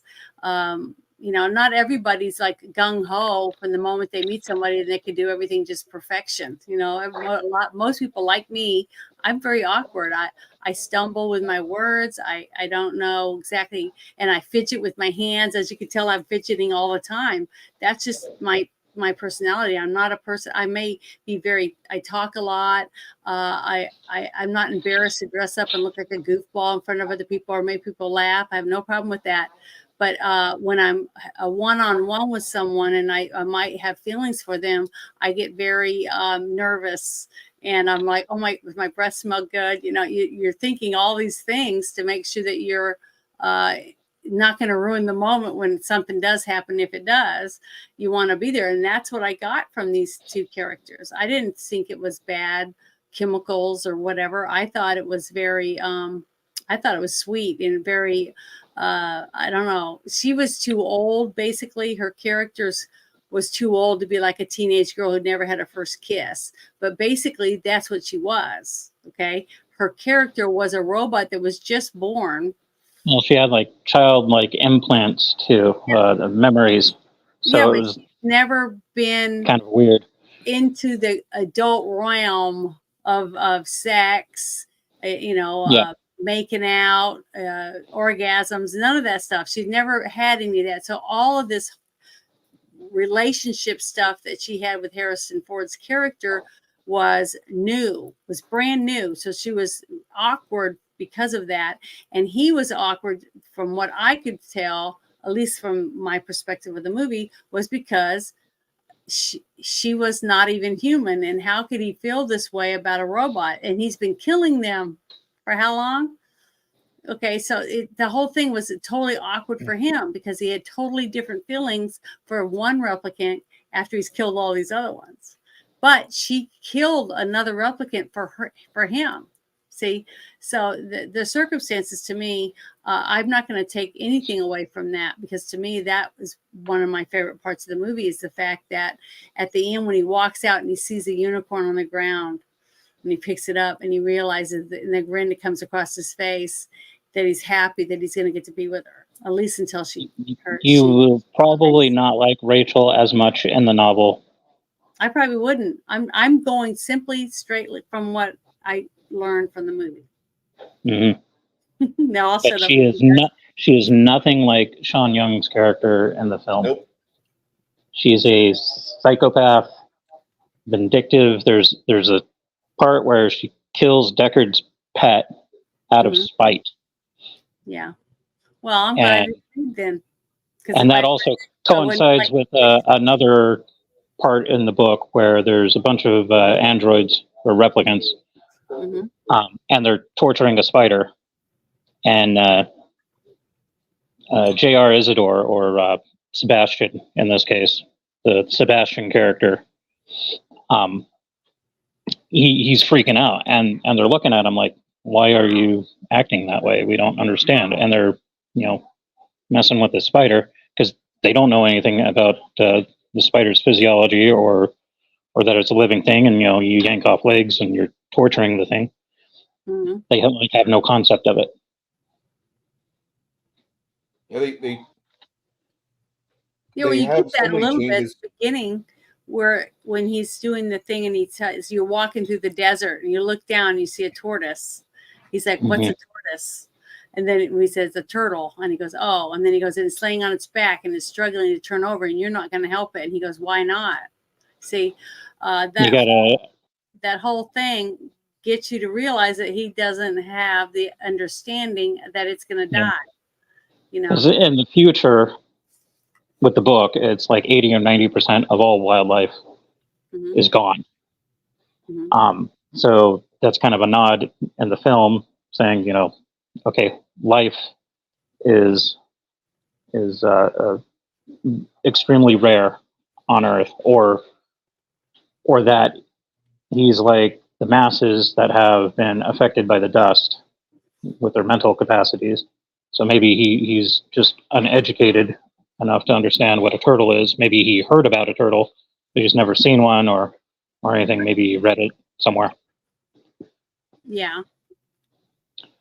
And then there's the references in the book are kind of pre-computer Wi-Fi, like the Homeo page. Did you ever play Paranoia, the RPG Paranoia? Yeah. Okay, for those that have not, there's an RPG where everybody wakes up in their little cloning booth, and before you're out of the cloning booth, friend computer tells you, hi, I'm your friend computer. I'm your best friend. I'll help you out. I'll do everything I can for you. And you're going to go and do these things, and here's the directives you have to live by. But other than that, enjoy your life. And everybody's released like that. well, there's other things the computer tells you and such, but the computer in the book, or the overwhelming authority in the book, feels like this huge dystopian AI that really just should never Crazy be around computer. authority whatsoever. The hit malfunctioned for however many centuries, and now it's basically using the clones as pawns. Going after mutants and commies, and anyhow, that could be a whole other conversation. I've got to applaud the guys at Fallout 3 or whoever it was that made Liberty Prime, the robot that believes in capitalism. Okay, because they actually read good sci-fi, not like Mhm. not like. I just wish Fallout 3 had stuck with the aesthetics of 1 and 2, but that's neither here nor there. We should get back on topic. Anyway, the book has so many. The novella, the short story, has so many different changes that we could go into a 4-hour dysentery. Not dysentery. 4 hours of discussion of the differences between Do Androids Dream of Electric Sheep versus movie Blade Runner. John Isidore is kind of a fun character. He's not really well thought of, nor is he. I don't even know if he's like. Well, he's a chicken head, and he's how do you like damaged? Wrap your head around damaged goods like that? Like you're like, okay, this guy's special. He's a product of the environment. Like it's a post-war. You feel sympathy for more than adoration.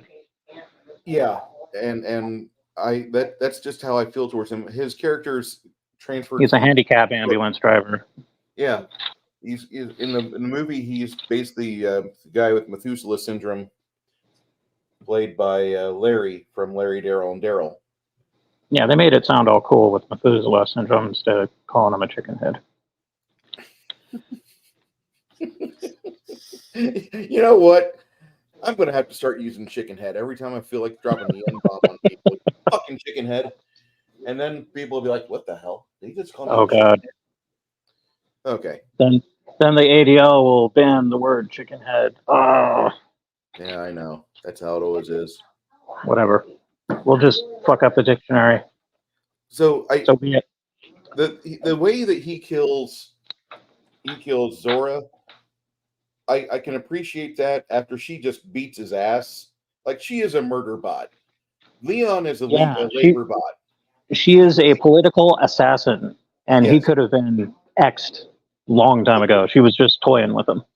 Yeah, she's not really doing a whole lot to him. She does like 3 strikes on him, and that's it. She doesn't like stay on him. She fights him like a WWF wrestler. She does 3 for show hits, and that's it. Somebody that is, in my opinion, a political assassin. If she really meant to do business, she would have grabbed that neck of his with the tie, and she would have continued to twist until it was purple, and then his lips turned blue. And it would have been like the best 45 seconds Harrison Ford ever had, and that would have been it, because it's Joanna Cassidy, topless, choking you. All right. Mr. Carradine, Yeah, I'm sorry. she could have killed him in seconds if she wanted to. So, some of the damage that supposedly at the part where the very first replicant that gets shot by Sean Young's character, he could have snapped him like a twig. So the whole thing was that right there plays along with what other people would say later on, that he was a replicant because he was tougher than what people thought. Well, I mean, if you wanted to say Deckard that is a replicant, then I will say that he does have a lot of hit points, because Leon does do some impressive throws on him. But Leon is a labor bot. 3 or 4 times. Go ahead. What? He got the crap beat out of him 3 or 4 times. Yeah. The part where Pris got her thighs around his neck and she's about to break his neck and she flips him over, she could have killed him like that. Deckard's got a high constitution. He failed some roles, but those critical saves that he had to do, he scored. The thing is that some of it was a little bit over the top fact that these were people, they can stick their hand in boiling hot water. They can go in a freezer and not die. You know, and they can, you know, beat the crap out of them and they'd live. But a couple bullets to the chest and they die. You know, it's just, I don't know. It's just, to me, it was too many wishy-washy areas there that didn't make sense, considering that these were assassin bots. Basically, the one with the snake woman was an assassin bot, and she died pretty it's easily. not unlike the dog bots that you know, MIT and those others are making. You know, you can strap a machine gun on the damn thing and it will hose a shopping mall if you let it loose in there. But you throw some grit into its gears, or splatter it with a balloon full of oil and sand on its cameras, and it's pretty much ineffective. It can't see you, and then you can go and kick it over and rip out its battery. I think I posted that information in your Discord somewhere. Yeah, If anyone but was just like I interested said in that. about Pris, is supposed to be, when they were talking about, she was a pleasure bot, basically. So if she's a pleasure bot, then why is she bouncing around like a gymnast? You know, so I guess that in case if a guy wants a gymnast to jump on the bed and land on him or something, I don't know. You know, I just, some of it was just kind of dumb. You know, All we need now is the robot to look in the mirror going, "Would you fuck me? I'd fuck me." Yeah, that's it. Yeah, like that one guy from Buffalo Bill, you know, the one that was skinning women, and he's looking at himself, talking to himself with his, you know, his junk tucked between his legs. Yeah, I don't know. It didn't make any sense. Some of it was just, you know, but I had to watch it 4 times before I started noticing some of these things. Yeah, it was like the first time that I saw the movie Akira, the Japanese animation. I picked that up in '89 on VHS. 30 frickin' bucks. These robots that you're showing, are they? It took me three viewings to figure out what the hell was going on, and then I found the comic, and it made more sense. Yeah, you have to read the comic to understand it. If you want to watch it the first time and understand it, otherwise you're watching it like 3 to 5 times just to get the whole story, because it's really good, but there's a lot there. Yeah. Speaking of which, so get back to my notes now that we've discussed the movie and hit all those cool key points. So the working titles were Android or Dangerous Days. So how the hell did you get to be Blade Runner? Well, you may ask. Hampton Fancher, or is it Fancher? I don't know how you pronounce that. Okay, Fancher. Yeah. He had the book Blade Runner, or The Blade Runner, and suggested the title to Ridley Scott, and Ridley's like, oh yeah, you know, they were going to make a movie of it back in like '79. William S. Burroughs, the writer and visual artist, well known for Naked Lunch, he was going to make a movie of the Blade Runner, which is another awesome story, dystopian future. Think of universal healthcare, but with the clause, in order to get this healthcare, you have to be part of the eugenics program. So we can euthanize you, we can neuter your kids and whatnot. So like those that qualify for healthcare get like basically full coverage. The poors and people that don't want to be neutered, yeah, they have to go to underground doctors, and the underground doctors get all their medical supplies from these Blade Runners who run the black market medical program. So this guy, Billy Gimp, who has a clubfoot, thus the name Gimp, he's a Blade Runner, and he runs supplies, and basically, you know, there's a plague in the town, and the city's going to end up dying from this. So he's trying to save the city, doing his illegal stuff while dodging the law. And it's kind of like Canadian healthcare kicked up to 11. Yeah. Well, you have the Blade Runner book, and then you have the movie change name, and then there's two other movies that were released in 2002 that are Philip K. Dick novels, and Oh both yeah, of them feature a lot of Imposter and Minority Report. Yeah, and both of them have a lot of like underground medical care shit that has to be done with cash. You have to do that, otherwise you're not going to make it within the system. Yep. So I mean that's just science fiction got it right. I hate to say it, but it's it's now all marshmallows and rainbows. Yeah, he had to think of what to do before he killed Ripley. I want to like this movie a lot, and after watching it 2 times in the last 24 hours, granted I watched the opening, the teaser, the theatrical happy ending trailer versus the final cut, and then I need to find a way to. I'll have to get those novels. So I read the book Edge of Human back in 96 or 97. And that is a sequel to the Blade Runner movie. But I'm going to make note of that because I don't think I've read that. Yeah, Edge of Human's really good. There's 3 other books in the series, I think. But Edge of Human is really fucking cool because the city speak and all the talk and the distinction between the classes and the people that do have wealth and property versus the individuals that really don't is still starkly there. I like how that. Say again? Which it should be. It should just continue from where the first left off. Like this movie doesn't really deal with the dust that much. I mean, you can tell that on the ground level. It's gritty and nasty, and people are it's your typical big city filth, but you don't get the oppressiveness and the severity of like this. It's not Soylent Green. Like when we're watching the making of on this movie,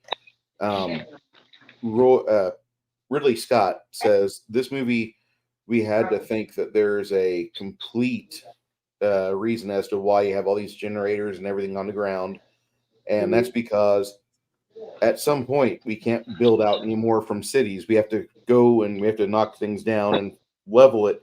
Then we have to build a building from the outside in, and from the outside in, that's where we have our generators, our heating, our cooling, our HVAC supply, and we do that on the street level.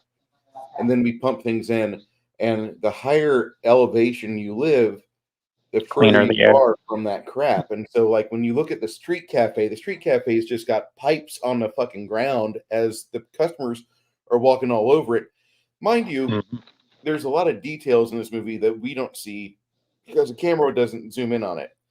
They have a fucking set of parking meters in this movie that have been refitted with these covers, which have a lot of little decals that have been aged on them with things like shock hazard and other stuff, because at one point the parking meters went from coins to maybe a fingerprint to something else. And now whenever you park in front of that, you're supposed to use whatever currency they have, but people will invariably try to get around from not doing such a thing.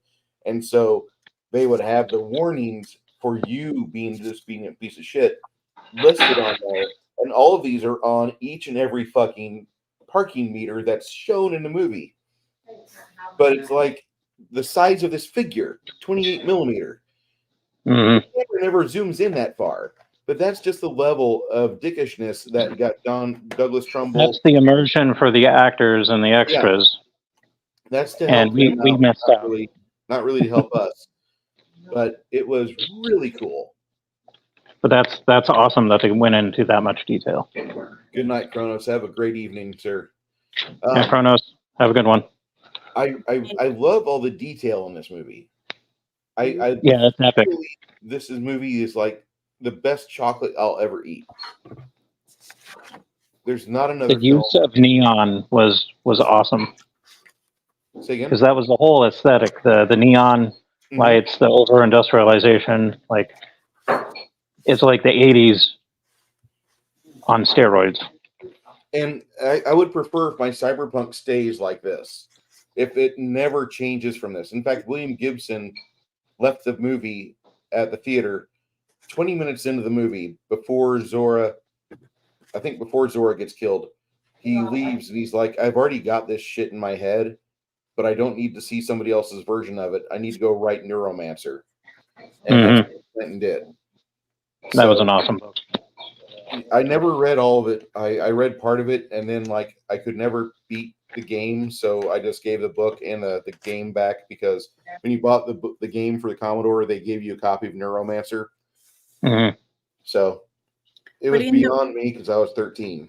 In the books, was it like very detailed, the details about the city and stuff like that? Because that was one of the things that I looked up, and it said that the director said that the way that they did the city, the details for the movie, they called it layering, and he said it was a complexity of for how they stack things on top of each other, like having a certain view from behind and then stuff in front of that and then stuff in front of that to give it depth, the way when you were looking through the camera to see it. And then he said that they wanted you to see how hostile it was to be in the cities and stuff on there, and that he said that the signs, like on the sides of the bus and stuff, it would say driver is armed, carries no cash, and the parking meters say danger, you can be killed by electoral system if you try to break the meter to steal the money out of it, little things like that. And he said that's the detail though that they went into, that you'd have to slow down and go back and look to see things like that, the detail that he wanted for each section of the city that you went through, depending on where you went. I thought that was pretty good because,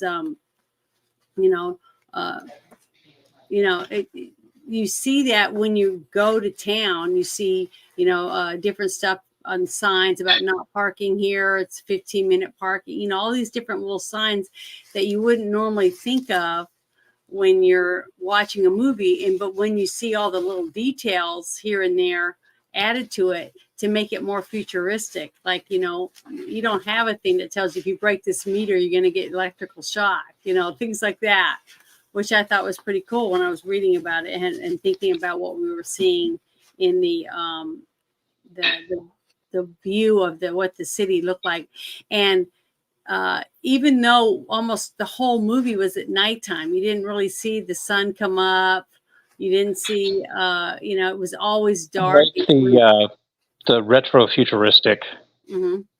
aesthetic that they had, like the flight helmets when you're in the car. Yeah, one thing that I thought was pretty different was the fact that cryogenic outfit that what's his name was wearing. Hong? Yeah. The fur, it was fur coat plus weird odds and ends attached to it to keep him warm, basically. Mm-hmm. I was thinking it wasn't like here's a bunny suit with insulation and Mylar. No, it was like here's a fur parka, but we got all these weird futuristic things hanging off of it, and it was like that's cool. That's more detail than just a sterilized lab suit. And even the detail with the eyeball when he was holding it and moving it around, it looked like a real practical effects. Yeah, so the details in that aspect, if you look around the whole laboratory, that's all frozen over, but it's got equipment, and he's dilly-dallying around, through the lab, and that you're not be here and all that type of thing. I just thought the detail of it is what made it enriched every scene, because there was so much stuff to look around the room and see while they're having their conversation too. I thought that was really good. So I didn't know if that was in the book or not.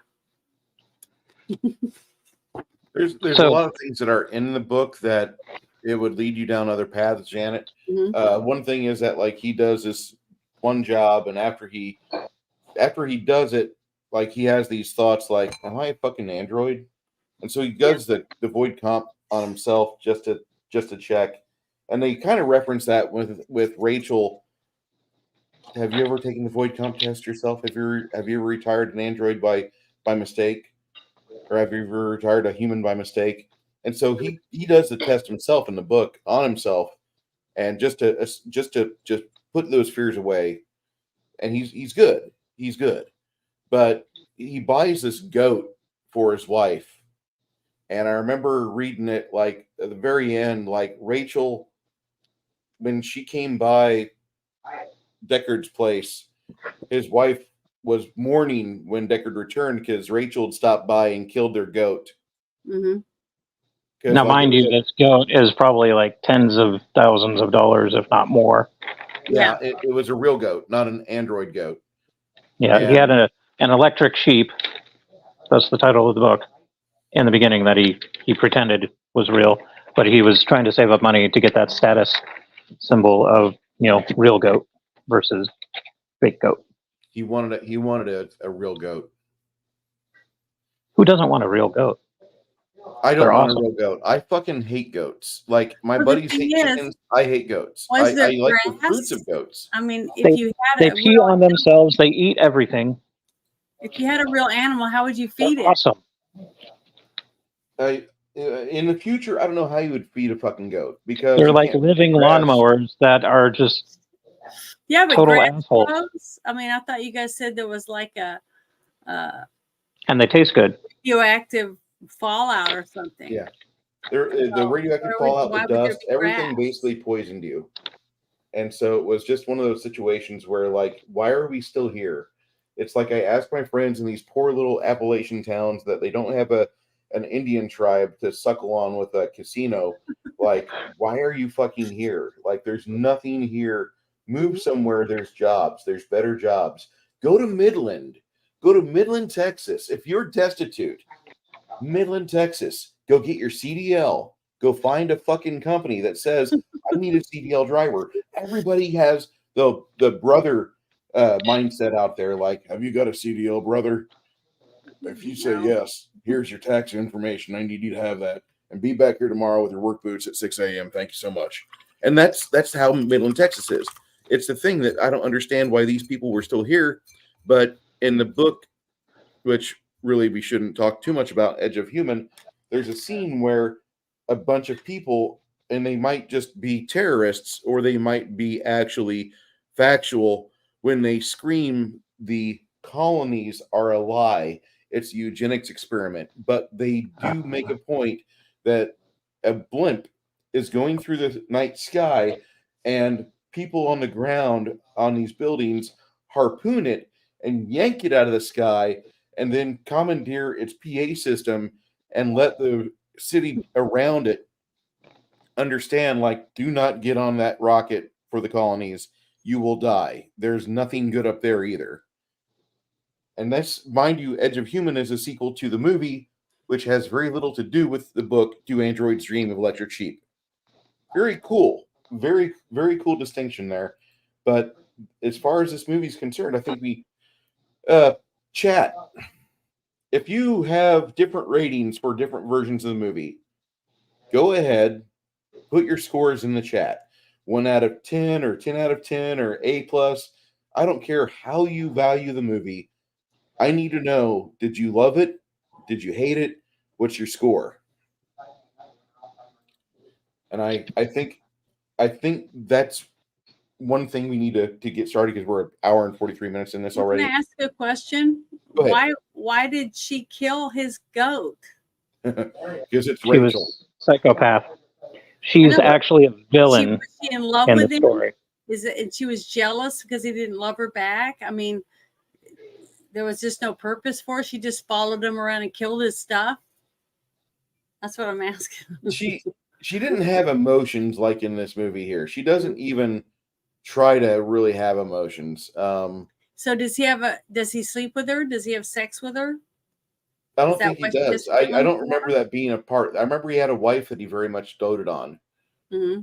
He really liked his wife. And so, like, he's got his wife's name's Iran, just to let you know.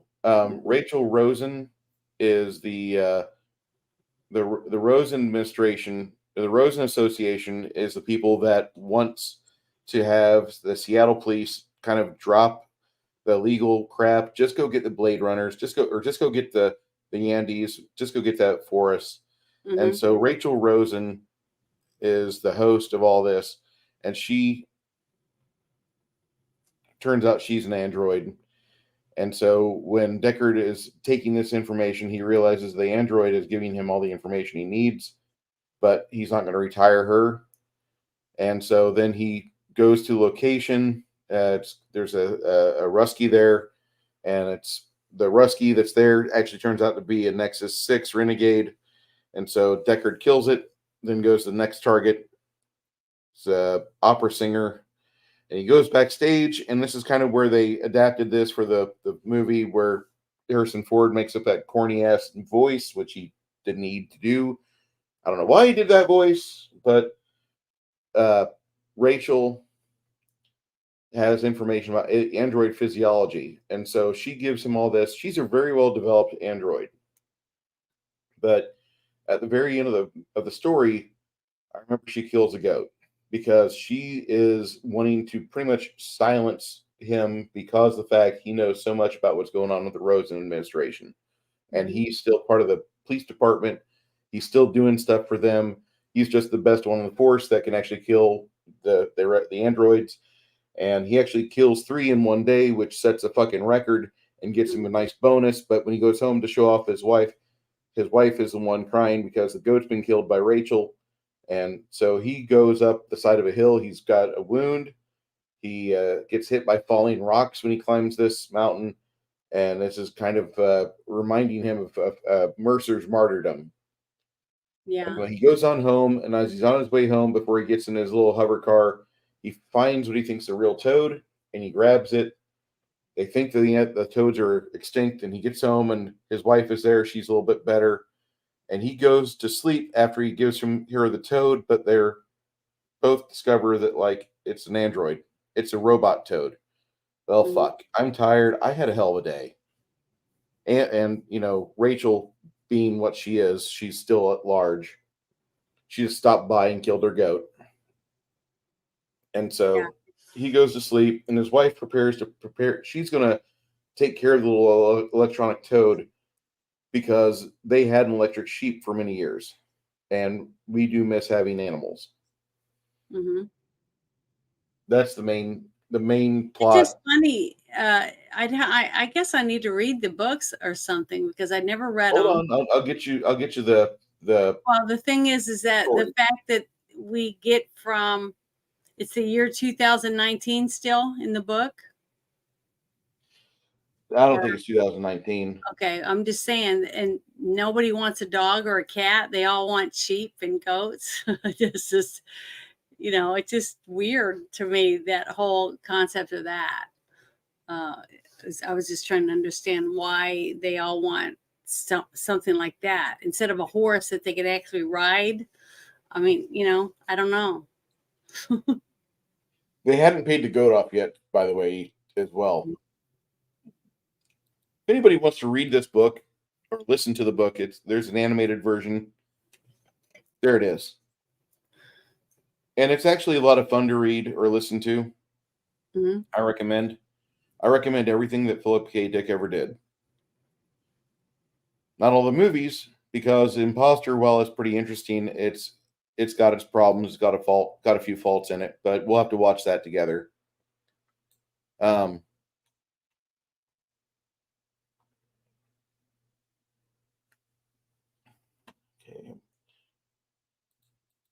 Really, soy base, Jeremy? Okay. Conroy Riker, how do you rate it?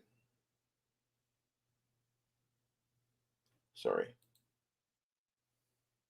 Yeah, that was the reason. Rachel being Rachel. He killed off Batty.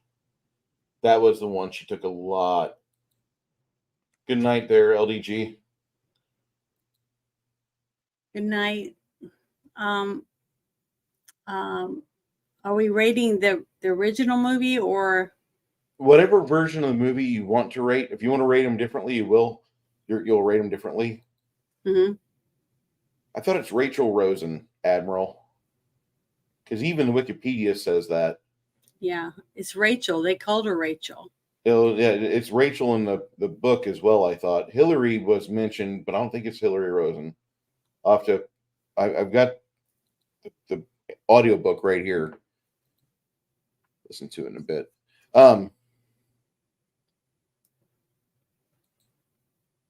In a book on top of Rick's building, it's like a farm. All of his neighbors have barnyard animals. Yeah. Okay. I still think it's kind of weird that everybody wants I mean, I have chickens. I can understand that, but in the future, and you have to pay lots of money for it. Why would somebody want a barnyard animal? I mean, you'd think they'd want, a kitty or a dog, I guess, because they want something that can give them milk or something. Mm-hmm. I don't know. That's what I'm saying. It's weird. Can you milk a robot? I guess maybe you could, but I mean, you would have to put ingredients in it for it to make you milk. Then the question would be, would you want to milk a robot?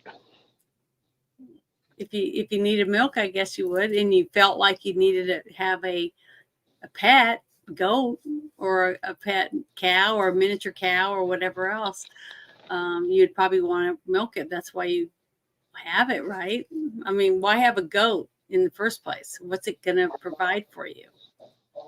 Lawnmower capabilities and meat, cheese. Well, if you eat the goat, But that's the real thing. Like a robot one, it's basically a pet, like a Tamagotchi or something. Why would you pay all that money to have a real goat unless you're going to have one that can breed with a neighbor's goat and make your own goats to sell? You know what I mean? Something like that. It's the status symbol. Like, since it's really rare, like that bullshit that they sell us every Christmas about, oh, go to Jared and get some diamonds, even though we use it for sandpaper and whatnot, and it's one of the most plentiful gems out there. But you get the fancy one with the highly crafted band on it, and somehow that is more precious than like a bajillion uncut diamonds. So it's all about status. Yeah. Okay. And society being structured with the elite having all the cool shit, the poor is not having anything, and then the poor schmucks trying to work their way to some semblance of I'm better than being street level. Because I have a goat. So yeah, robot goat, that's better than the dude that has the robot frog. Yeah, Philip K. Dick was a heavy user of various items. When I talk about the books, I just found this out. K.W. Jeter was Philip K. Dick's friend, and so these are authorized and official. So when they've got the actual Blade Runner logo on them, and they reconcile the differences between the novel and the films. Mm-hmm. Okay. Six Nations, what is your rating, sir? Well, I've watched the shit out of the original. I've seen the director's cut with the narration, and it's kind of wonky, but it doesn't really affect my overall opinion of the movie. I love the shit out of the movie. I love the book. The book is a lot slower paced. They omit a lot of things like the organ device that you can dial in your mood.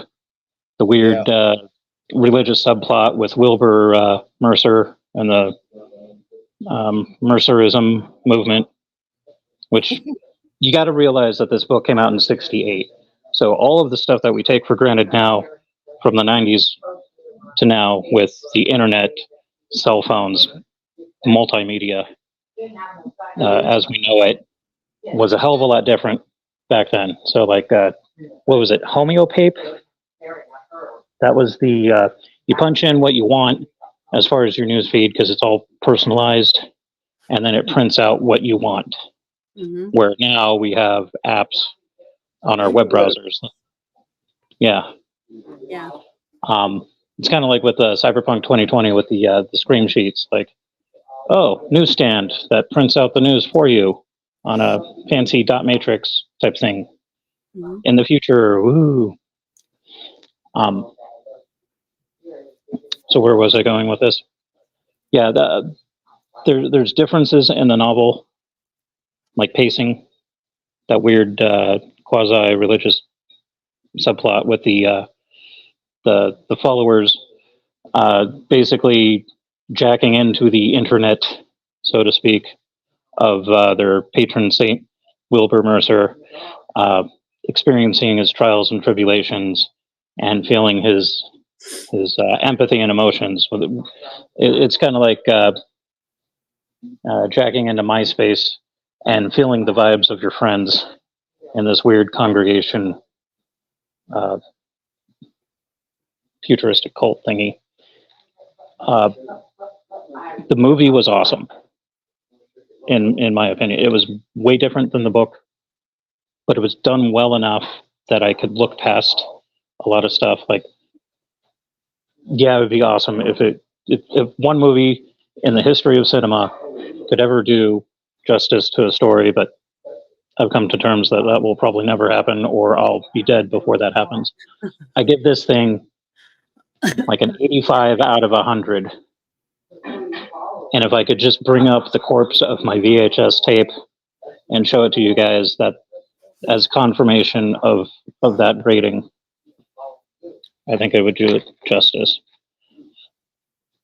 Mhm. Janet. Mhm. I would give this movie an 8 out of 10. I would have given it a little bit higher than that. I might have even given it a 9 if I hadn't found all the things that I found this time when I watched it, compared to the very first time I'd seen it, because of mistakes, trivial things. Like I said, why go through all the work to give these tests to these robots, basically, when all you had to do was stick their hand in hot boiling water or put them in a freezing room to see whether they start to die? It's to find out if they were human. There was other ways to do it without risking other people's lives, or to go through hours and hours and hours of questioning to find out if they were a replicant or not. So to me, there was just little things like that, which I thought were kind of this. There's some jank to Yeah. it. So Like the moral lesson came from the replicants in the movie, as opposed to like yeah, what Deckard was going through. Like we lost that whole aspect yeah. in the book, and it didn't quite translate as well in the movie. No. Well, the fact that in the movie he wasn't married, didn't have a wife, and they gave her more of a personality, things like The book, that. the pacing was a little bit more slow, but the ideas were more vibrant and fresh. Mhm. Like, if you can get past the slow pace, there's a lot of cool shit in that book. What was it? We lost the message that humanity was destroyed, or the humanity was in decline. The world was destroyed. Animals, in particular, were affected, and so that's why in the movie, when they mentioned the snake, is that a real snake? No, I don't have enough money for that. Like, that kind of hints at the seriousness of the situation. Like 90% of the animals just croaked due to World War III.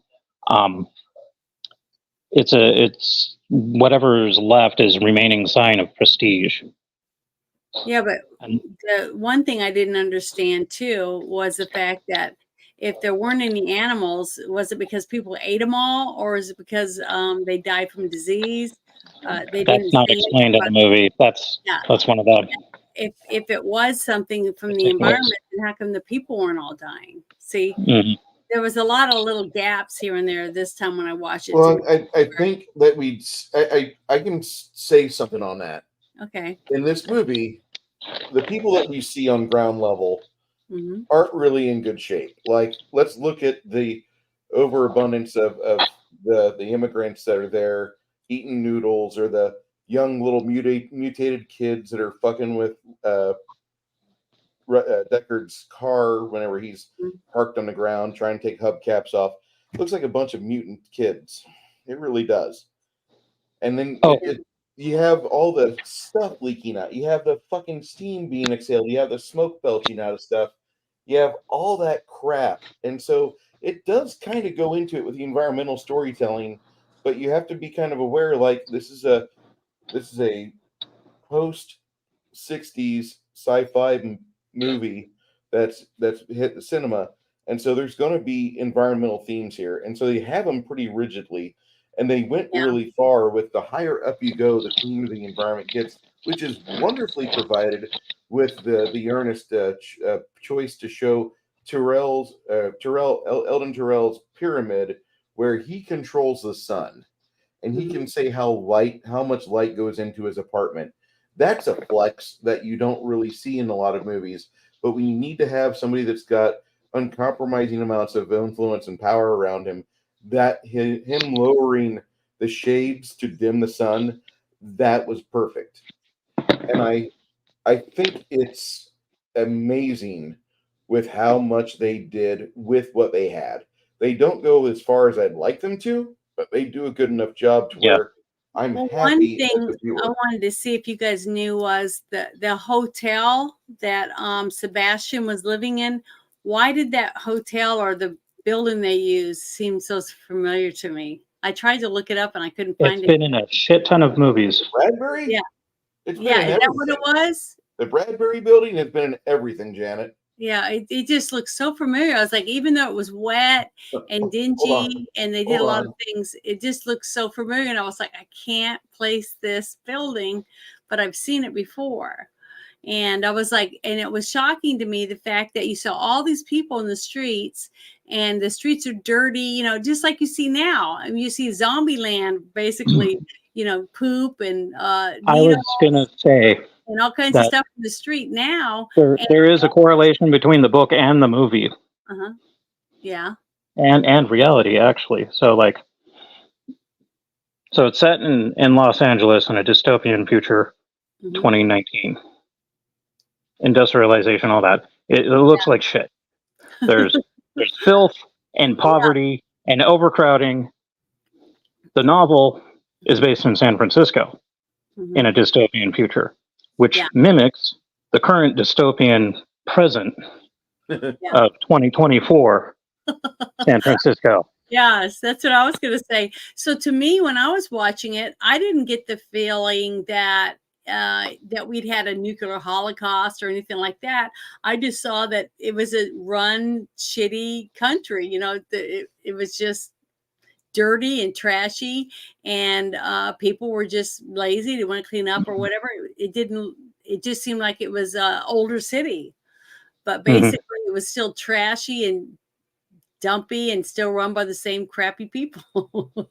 And the fact that the animals were gone, it was because people were just killing them and eating them because they were hungry.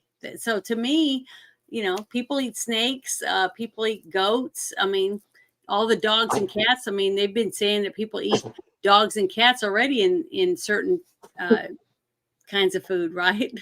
So, yeah, my uncle can attest to that. He actually ate some dog while in Vietnam. I had that in Spain. I'm assuming if you cook it well enough, it's going to taste all right. It didn't come. I didn't have any problem with it. I'll just say that.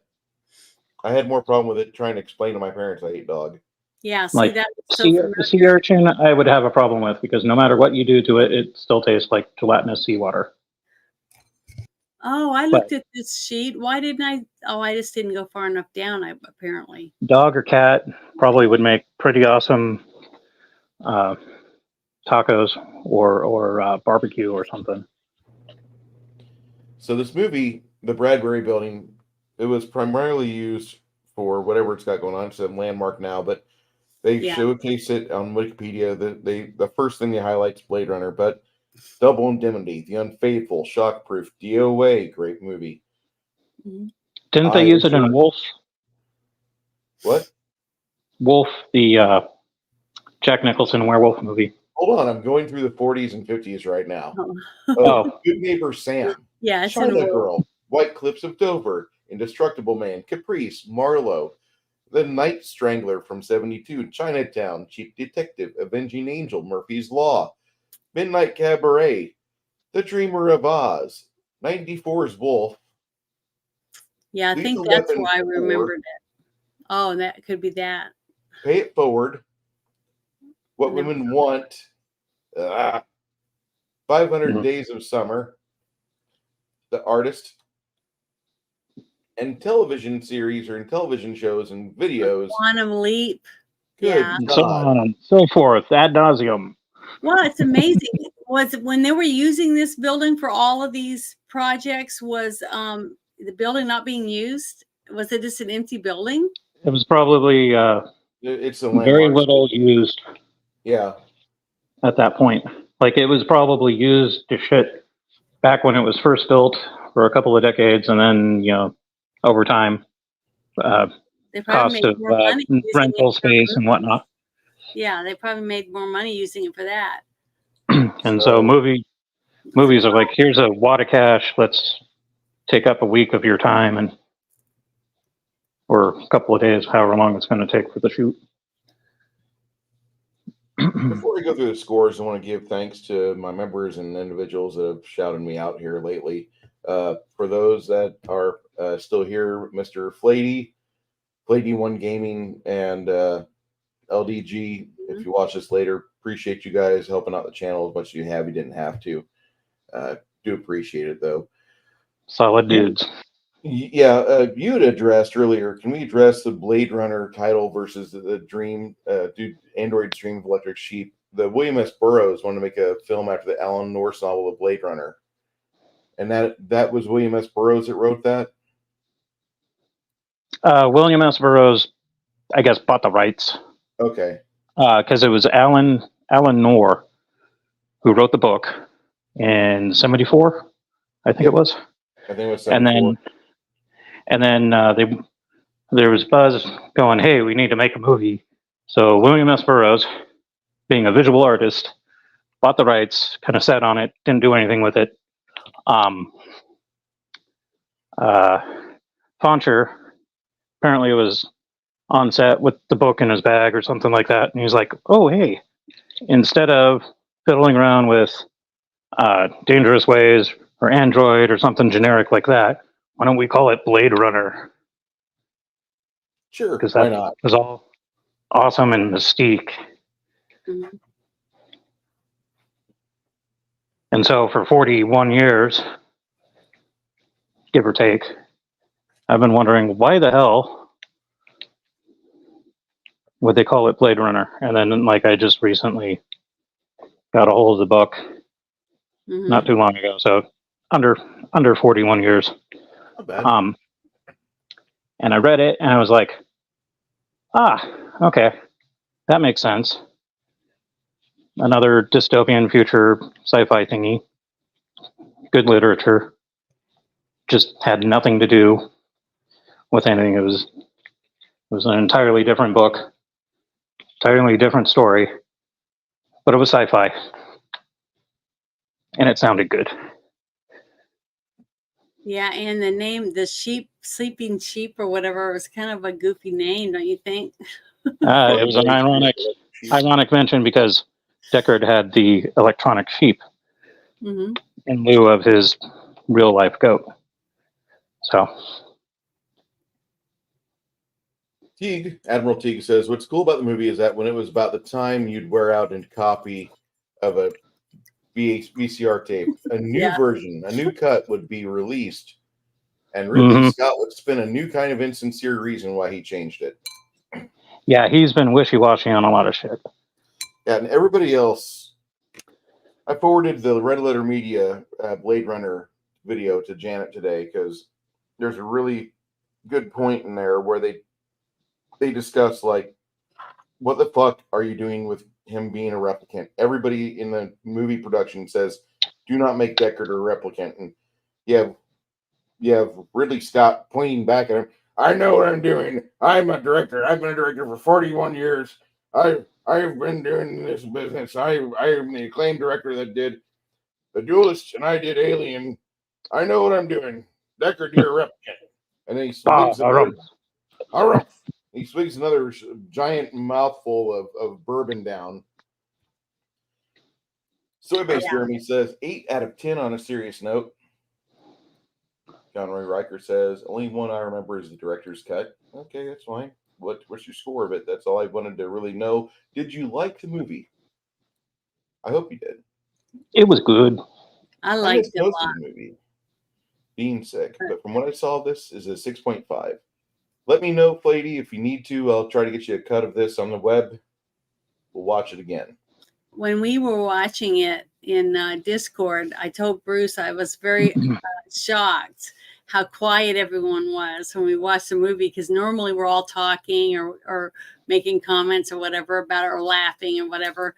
But it was like we were all so enthralled to get to watch it again that it was like a church. You know, it was just so quiet. I couldn't believe how quiet we were. We did really good getting to watch it, because we were all just, mesmerized by it. So it was totally different than my experience with Mission Impossible. Because that movie was so bad within, a few minutes. My friends and I were just cracking jokes the entire time. This movie, like, you get drawn into it. And even if you don't really like it that much, it's not one of those things where you're just going to be razzing on it. It's going to be visually impressive, or you're going to like something about the story or the actors. So, yeah, it was kind of cool watching a movie in silence. Normally we chat about stuff, but like next thing I know, it's over, and it's like, wow, it seemed like it was really we just fast. watched the entire thing and didn't say nothing. How long was it? Almost 2 hours. Yeah, 1 minute shy of 2 hours. It went by really quickly. I thought it was. I just was really. It was just really nice to get to watch it again, because it was like, like I forgot all about the little unicorn being on the floor for some reason, and that the matchstick had a penis, all that different stuff. He's trying to fuck. That's what he wants. I know, but it was still funny. You could read into that a couple of different ways, like what Bruce has pointed out. Yeah, it was little psychological nudges, like, I know what's going on. Well, see, that's one thing. Someone had made a comment about that, about the that he had to be a replicant, because how else would a replicant, if he weren't a replicant, he wouldn't have found the other replicants, stuff like that. And I'm like, that's not true. You have dogs, specially trained dogs, that are able to find fox or there's no dogs. Or, bulls. There are no dogs. There are no cats. Bears, all kinds of animals. That's where I posited the theory, like, screw Ridley for ever putting any sort of notion, or the internet for that matter, fuck the internet, for starting this whole, is Deckard a replicant? Because you could easily pick up some dude's file who worked at the precinct, although in the book he was a mercenary bounty hunter type, getting paid per kill. If he was a former cop and they brought him back in, he's got to have a file. You go and check out his psych evaluation, his performance record, whatever, disciplinary actions, all that, and you can figure out, okay, this guy might have an attitude problem, or he's got substance abuse, or whatever bullshit human people have. Yeah. So Gaff, being the detective that he is and doing his due diligence, he could be doing little subtle nudges to him. Hey, stop dicking around. Stop daydreaming. Do the job. Yeah, for sure. But yeah, I really enjoyed it. I thought it was really, really good. It was a good choice for us to watch it. And I thought it was really good. I forgot how good it was. I get to watch it again, even though I found a couple things that were awkward to me that kind of stuck out. The more I thought about it, I was like, why that didn't, it ruined that for me because I didn't notice it the first time or the second time I watched it. So. And if I'm making anybody in chat nauseous with my moving around, I apologize, but my garage is like 30 degrees and I'm barefoot in shorts and my feet hurt on the pavement. So I got to keep them moving into the carpeted area where I can take a moment. Anyhow, I digress. Honorary Records, it says it's an awesome 80s movie. Admiral Teague says it's a really good movie, but it's a better discussion. To be honest, they've really muddied the waters with all the various versions. You could debate this shit all day. I concur. We could do a 6-hour just Q&A roundhouse discussion on this, and it would be awesome. But it would also suck up all of our time. So yeah, that's why I'm glad that I only have the one movie to go by. And everything that I talked about my feelings about the characters and everything is just based on the movie.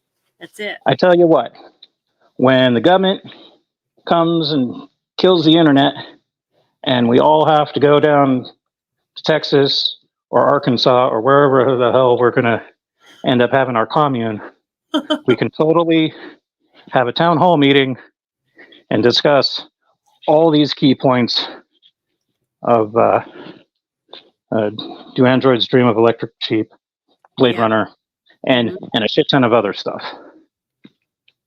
Sounds like a good idea. The replicant, the comment that Teague just dropped in there, I'm laughing. Mm-hmm. Let me. You know he's a replicant because Gaff knows what he dreams of in one full version of the movie. I've been in your dreams. I've been in your file. I know that when you get drunk as shit, you just sit in there and muddle about fucking unicorns, you stupid schmuck. So take your stupid replicant girlfriend, and you got a head start on me. I'll let you have a few days. Mm-hmm. I love that. I love that thought. Because Yeah. Gaff could be that much of a dickhead. And then don't forget the whole fake police department of replicants from the book. Yeah. All there's everybody on Earth is fucking replicant, damn, or Andy for the most part. Deckard's the backup Blade Runner, and Dave Holden. He was good. He was good at his job, and then Holden got aired out. Sucked. So in the book, though, do they only have short lifespans too? It looks like it. Okay, I don't remember them talking about that. If somebody was to just show up on Earth, they'd probably find most of the planet dead, all laying there. I gotta run and get my notes because before we close down the show. Because they were all replicants, and there was only very, very few real people, on the planet. It's all nice and warm in here now. Robots. So that would be believable, right? From the premise of what the stories in the book was, there isn't very many humans that are real humans. So, we've got Philip K. Dick focused on animals rule in the New World and how they almost became more important than humans. Mm-hmm. That's not what I'm looking for. Which one of these damn pages was it? Blah, blah, blah, blah, blah. Mm-hmm. Here we go. So in the film, Rachel is loving. In the book, she's, crazy bitch. Killed the poor goat out of spite. According to PKD, the robots can never empathize with others. That is the key difference between man and machine. In his own words, the replicants are deplorable because they are heartless, they are completely self-centered, and they don't care what happens to other creatures. And to me, this is essentially a less than human entity for that reason. Mm-hmm. That pretty much says it all for the replicant theory, I think. Because Deckard shows that he's human. He tests himself. Yeah. He, in the movie, The latest empathy test. he has sex with a walking, talking machine, and if he didn't have any horniness in him, he'd probably be a replicant. Where a replicant doesn't get horny; they just do their function. Okay, so that's why, if that's the case, then that's why the awkwardness of Rachel wasn't because of anything except that she's a replicant. She doesn't want to have sex. She doesn't even. Why would she even have the parts to have sex if they don't have a sex drive? I mean, that doesn't make any sense, does it? No. To be Well, he was programmed with the personality and memories of Tyrell's niece. Yeah. Okay. So she died at a young age, though, so we have no idea what she was like if she had boyfriends or not. She could have been emotionally stunted, and that whole crummy what love I scene. said when I first watched it, when I was talking about it, from what I saw in the movie, that's what I felt. But after everything you guys have said now, so now, maybe she didn't have a sex drive. Maybe that's why she was supposed to act like she was very awkward and stuff, because she was like, why are you going to do this to me? I don't want to do this. She has no urges. So Deckard didn't find the G-spot. That's the problem. Well, see, I felt very romantic. I thought it was a budding romance between the two of them, because she's new to all of it.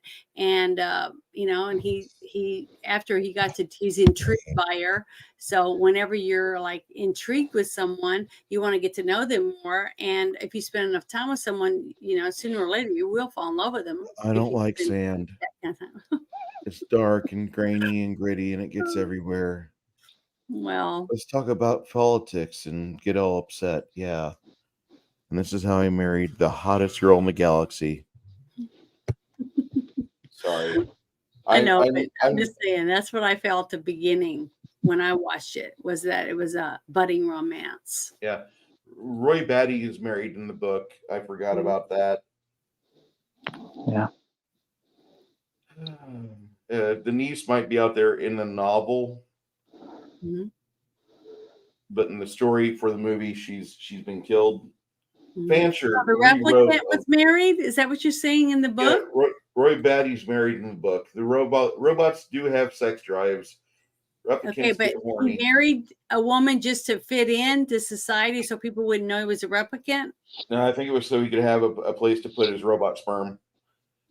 Okay, I thought. Yeah, I should clarify. The replicants don't have empathy. But they can make babies? Nope. Not supposed to. They can. They can simulate it. They can go through the motions. Mm-hmm. They can go through the act of sex, but actual procreation. So him marrying this woman wasn't because he had feelings for her; it was just to fit in as a human. Yeah, the androids are almost human, but they lack the empathy to be fully believable. So they're like narcissists. You got all the weird little idiosyncrasies that. So they're like sociopaths. Set them off as not. Yeah, they can be sociopaths. But they have to be. If none of them have empathy, then they are sociopaths. They don't have the capacity for empathy, so they completely are sociopathic. Yeah, that's what I'm saying. So basically, we have real ones. So maybe we really have replicants. From a human standpoint, yeah, they could be sociopathic, but they're just machines that are emulating humans. Mm-hmm. And they can't ever be humans. And that's the distinction between humans and the androids or the Andes in the novel. Yeah. There's a huge gap between the novel and the movies. I'm not going to rate the novel because I need to reread it all the way through before I do that.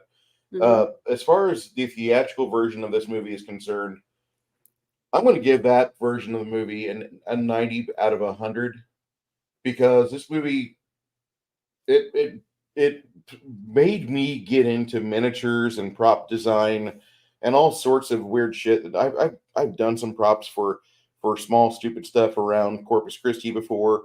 When I worked in the oil field, there was a guy that he had a nephew that he was doing some small stuff on YouTube out of San Diego, Texas.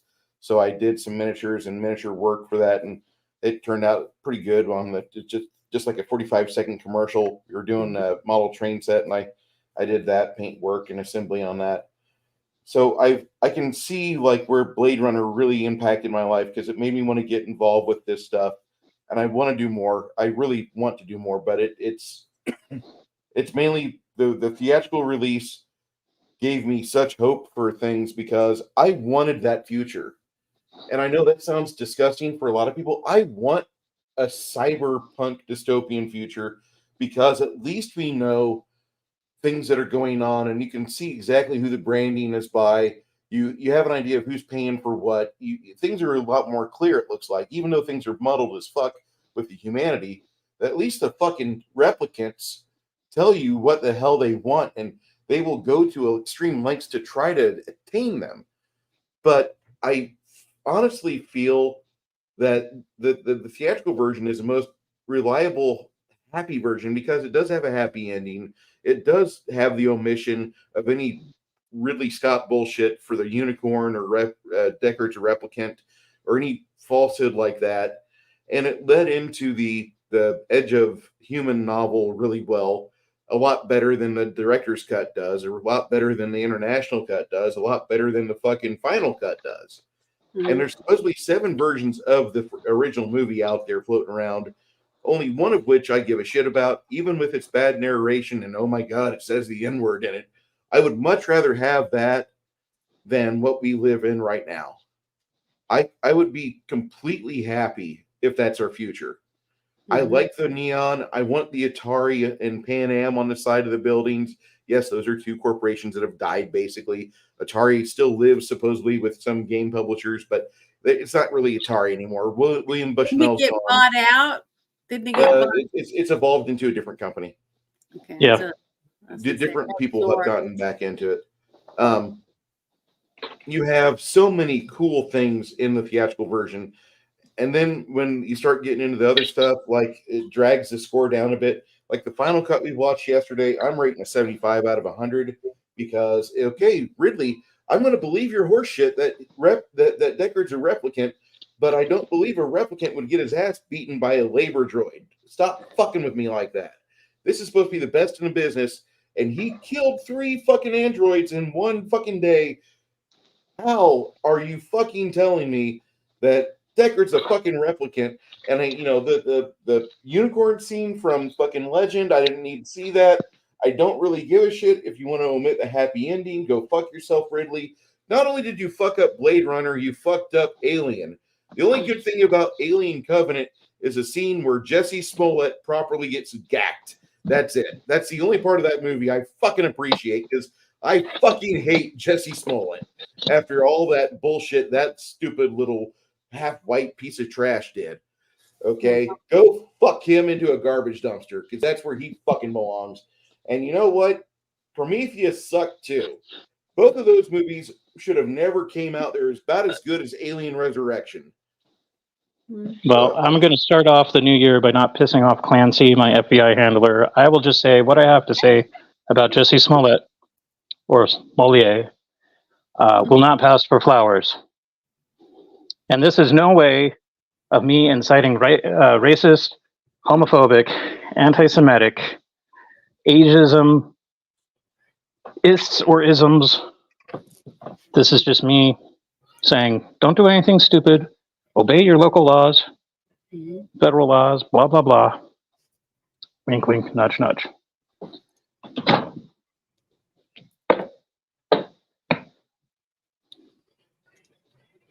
Well, I thought it was a great movie. I really enjoyed it. It was very entertaining. If you're into sci-fi and you know anyone who hasn't seen this movie, I think you should recommend them watching it.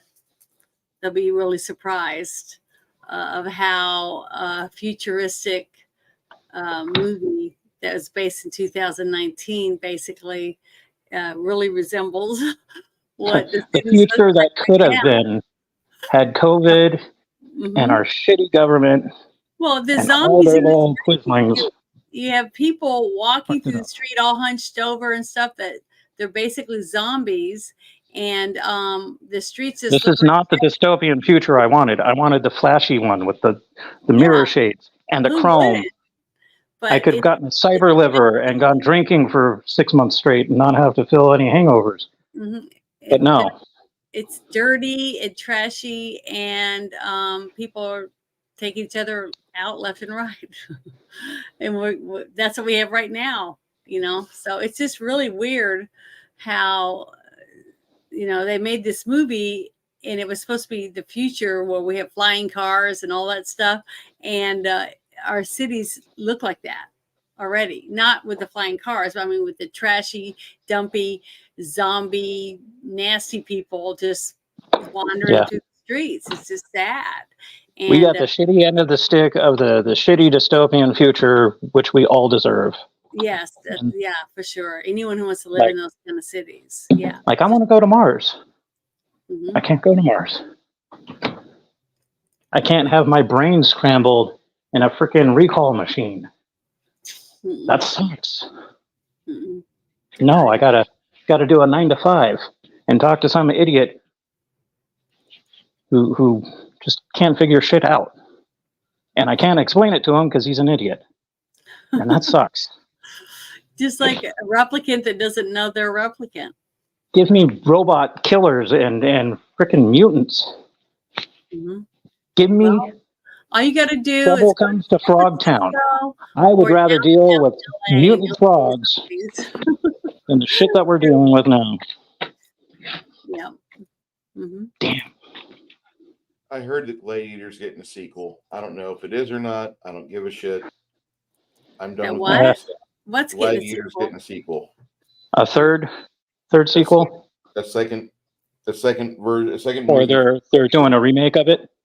No, I think it's a sequel. Okay. Because if it's going to be one of them Netflix types, yeah, I'm no good. thanks. I don't need to see it because, like Ridley Scott fucked up Blade Runner, he fucked up Alien. I'm done watching him fuck up movies that he already did once. How old is he now?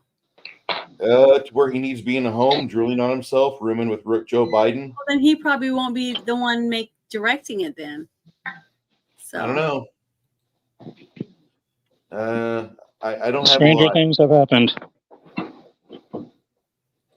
I don't know. Depends on who's going to be making it. Maybe, just maybe, because it's a new year, and I'm going to pretend that there's hope that somebody will go, hey, let's stop all this bullshit that we've had for the last 15 years, killing our culture and entertainment, definitely. and make something freaking good for once. He's 86. Damn, he could pump out one more movie, perhaps. Yeah, but the thing is, when he made this movie, it was good. Mm-hmm. Yeah, so this was before the decline of movies, basically. It's kind of like John Carpenter. John Carpenter is a great director as long as he's directing other people's stuff. Berlin, Nobody, Alien Romulus, Gladiator 2. I have no idea what the fuck that is. Ridley Scott was doing some pretty decent movies and then just kind of went and wandered off into the grass. Well, it's probably because it's not really him. It's his name is on it, but it's his assistants or whatever. They're the ones that are making all the decisions. Yeah, the politics of Hollywood. So whatever, the pecking order, hierarchy, whatever you want to call it. Mm-hmm. So that's probably why, you've seen such a dramatic change in things that he's supposedly getting done or working on. It's because it's not really him. It's the assistants, Yeah. And my comment about John Carpenter isn't a knock on John Carpenter. I love his shit. I've watched almost all of his movies. I think there's one or two I need There's to one with Amber Heard I'm going to put him skip. back up. But yeah, he's a better musician. I like Taboo, the TV series. Did you guys watch that? No. The guy that played, that his father's the one that wrote that script. Did you know that? No. Hardy's dad. Look at that real quick and see. Chip Hardy. Tom Hardy. Yeah, Tom Hardy's father is the one that wrote the script for that Okay. show, and it was great. It's a really good show. I kept waiting for season 2, but I don't. That it was never- Taboo, right? yeah. Yep. Taboo. Yeah, I remember seeing that. He basically played Sykes in that. Yeah, he did good too. But And he's a really good writer. it was interesting. I was hoping that there was a sequel because Yeah, me too. it wasn't like the greatest program, but like once you start watching it, you get wrapped up into it. Yeah, And it was starting to get really good. The characters are then- interesting. In true television and Netflix fashion, they're like, oh, didn't get the ratings we wanted. We're just gonna leave everyone hanging blue-balled. Sorry. But it was good. I enjoyed it a Looks lot. good. It really And looks good. Pinky Blinders is really good too. Have you guys Mhm. watched it? Not yet. Yeah. It's very will. good. I haven't seen all of it. I've seen a couple of seasons from the So, beginning. It Um, is really, really good. But I love Yeah. that era of clothing. What was that? Like 2017 or something like that? That was 2018 when Taboo 2018. came out. Okay. Yeah. 2016 was when I started realizing that maybe we don't need to have Ridley Scott doing movies anymore, because I started seeing his thought processes about Alien Covenant, and I was disappointed because I didn't like Prometheus. Prometheus kind of fell flat, and then I was thinking, okay, maybe he's going to redeem himself with the next one, and then that just sucked ass too. So Mhm. Yeah. I'm just going to stick with the first 2 movies. Yep. And then if I want to laugh, I'll do Well, see, all you Predator have to do series is and stuff. go back and watch the stuff from back when this one came out. You know, just go back Yeah. to the 80s and 90s and watch that stuff, and it puts you back into the realm where good stuff can be made. It's just that we got to wait until we get out of this realm that we're in right now with the wokeness. Yeah, this whole I'm gonna shit say show that- has made me appreciate older programs. Like I'm going back to like stuff from the 70s that I barely remember as a kid in the Uh-huh. 80s watching reruns. Yeah. So like the Hardy Boys and just funky sci-fi, and then I'll go way far out in left field and start watching silent films from the 20s, and then go into the talkies of the 30s. And I'm enjoying all of that more than I ever did in the last like 30 years. And I've been watching movies Well, practically nonstop since I was on my After- granddad's knee. after you watch some of the new stuff and then you get to watch some of the older stuff, you appreciate it more because you realize the depth and the details that they put into it without trying to cram an agenda down your throat. You know what I mean? One of the movies that I've told Bruce that I wanted to watch and is called Wind River.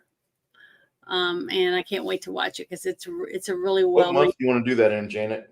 whenever you want to do it, it doesn't matter to me. But it's Jeremy Renner, right? He stars in it. And I don't know if he'll be in anything anymore. I mean, I don't know how he's recovering or anything after his accident. Well, nothing too physical, I would think. If Yeah, he's got any acting chops, he'll be able to pick himself up and do something that isn't superhero related. and I But- would think that he's still in his 40s. He probably can get back on the saddle. He's just going to need to do like a lot of painkillers and some serious time at CrossFit. And if he can survive the CrossFit injury, Jim, then he'll be Do fine. the Van Damme regimen. Well, Yeah. Go pump out 3 movies and then go hit your doctor for painkillers and readjustment. But Yeah. have either one of you seen Wind River? Yeah. Okay, No, well, not his yet. acting abilities in that I thought were phenomenal. I thought he did a very good job. I So liked him yeah, in. that- Okay, here I am. 28 weeks later, I liked him in that. mhm. It wasn't like a great acting role, but he was using a Mini 14 or an M14. And at the time, I was Mhm. trying to score one before California made it Yeah. even more difficult to obtain firearms because a buddy of mine had just gotten back from Afghanistan and he had all of his gear. And while he was humping a radio, they had him Mhm. use an old uh, refurbished M14.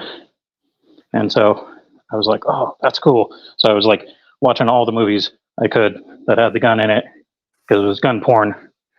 And I actually enjoyed him in that movie.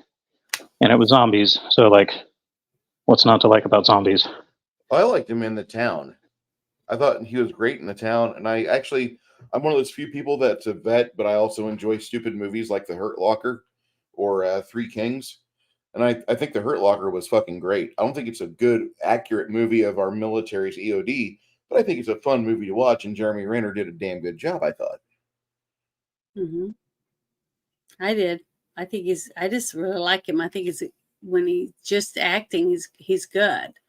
If he's I've- got a good role, you know. Whenever when he had full function of his body, he was going out and doing gigs, singing, and putting it on YouTube. He'd make videos. He Mhm. sing.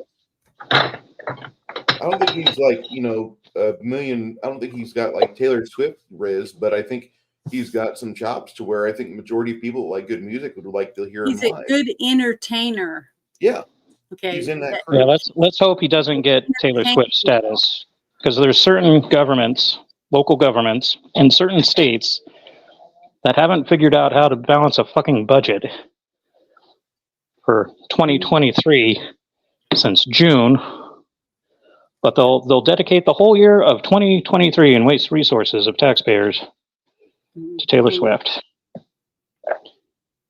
I've never heard him perform, like as a singer or anything like, or in a band. Just do a Google on him. Just look at his YouTube page, Jeremy Renner. Okay. I didn't He's know no he- Tom Jones, you know. but he ain't bad. He's very entertaining. I am looking at February 5th. We're doing the movie Overboard. February 12th, Woo. Blast from the Past, and then February 26th, Romeo and Juliet, the good one. Oh yeah.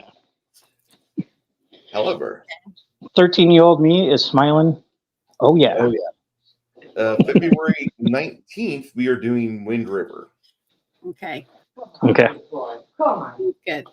It's a good movie. All right. With me saying that, yeah, you've heard. I don't think his movie is. I don't think his music is terrible. It's listenable. Okay, we have two tiers of music. There's stuff that's mass produced and mass purchased, like Taylor Swift and other shit. And then you have music, which is done by real musicians and such. Jeremy Renner is not in the second category. He's an entertainer. He sings. He's not bad. He carries a tune okay. He's not Lucio Pavarotti. He's not Joe Satriani.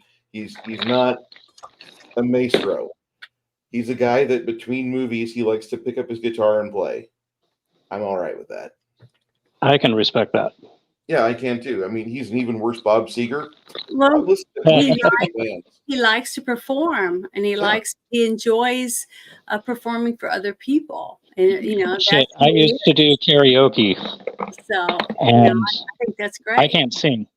I haven't been able to sing since fourth grade. Started getting into puberty and stuff, and it ruined my singing career. It's the 1968 Romeo and Juliet. They're Admiral Teague. Like I said, it's a good one. Olivia Hussey. That's all I got to say. Yeah. I've been turned on to Olivia Hussey, so we're going to be watching some good stuff this year. Yeah, Russell Crowe's music is horrible too. I've listened to 9 Foot or 9 Meters Cut, whatever his little band was back in the early 2000s. I've listened to them a couple times getting drunk, and it wasn't that horrible. I survived. Okay, so next week we are watching a film called the McMartin Trial. It's called Indictment, the McMartin Trial. Our friend Fladey one suggested this, I believe.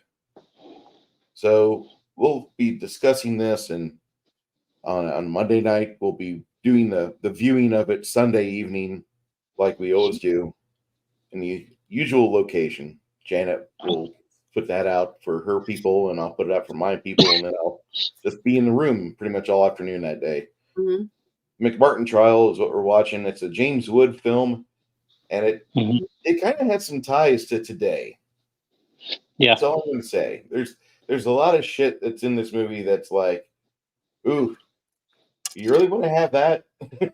Yeah, they get in the weeds. Let's not give away any spoilers. No.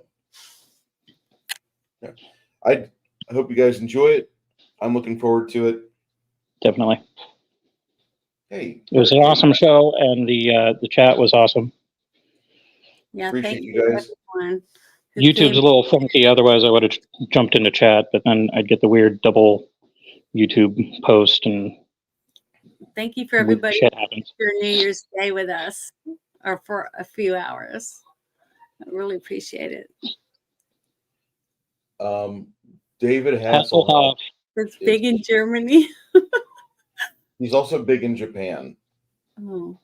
But all of us in And America. is he still going shirtless with the leather jacket? The Hasselhoff is big on SpongeBob. The Hoff. Yeah, the Hasselhoff. Yeah, it's funny. Let me find it real quick. Let me find it. Damn it, now I got Knight Rider theme in my head. I know what I'm going to be doing for the next hour and a half on YouTube. I just see him on SpongeBob SquarePants surfing with Patrick and SpongeBob hanging on him. It reminds me of that meme. A picture can't convey sound, and it's a picture of Airwolf. And you automatically think of the Airwolf theme when you see it. Oh, Oh yeah, that's just I'm not ready for that. Who is it? Who's the kid? That's Quick, who's- someone bear me. from Kung Fury. I know, but who is it? This is David Hasselhoff. Oh, it's supposed to be David Hasselhoff fighting? Janet, have you seen Kung Fury? Yeah. No, Oh, I haven't seen that. I've never okay. seen Maybe we can do a twofer or something. David Hasselhoff. That looked like a kid. Looks like a little kid. Not David Hasselhoff. Was that years ago, or when was this made? 4 years ago, maybe. Oh, okay. Whatever. Okay. Yeah, I just put the link for True Survivor in chat. Oh, this is 8 years ago. But the funny thing is that this is like one of the first big synthwave songs that came out, and David Hasselhoff has been doing stuff like this. It's bad. So we talk about Jeremy Renner, we talk about, Russell Crowe trying to sing. No. Let me bring you David Hasselhoff. You guys are such a classy audience. Thanks for giving me shit. I appreciate you a lot.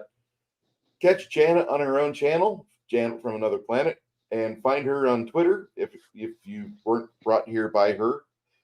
Mm-hmm. I do appreciate everybody. We will be seeing you next week. David Sandberg is a Kung Fury actor, says Connor Riker. And there's other than that, I believe this is where we sign off. I appreciate you guys. Thank you. Yeah, thank you. Thank you. Good night. Be well, everybody.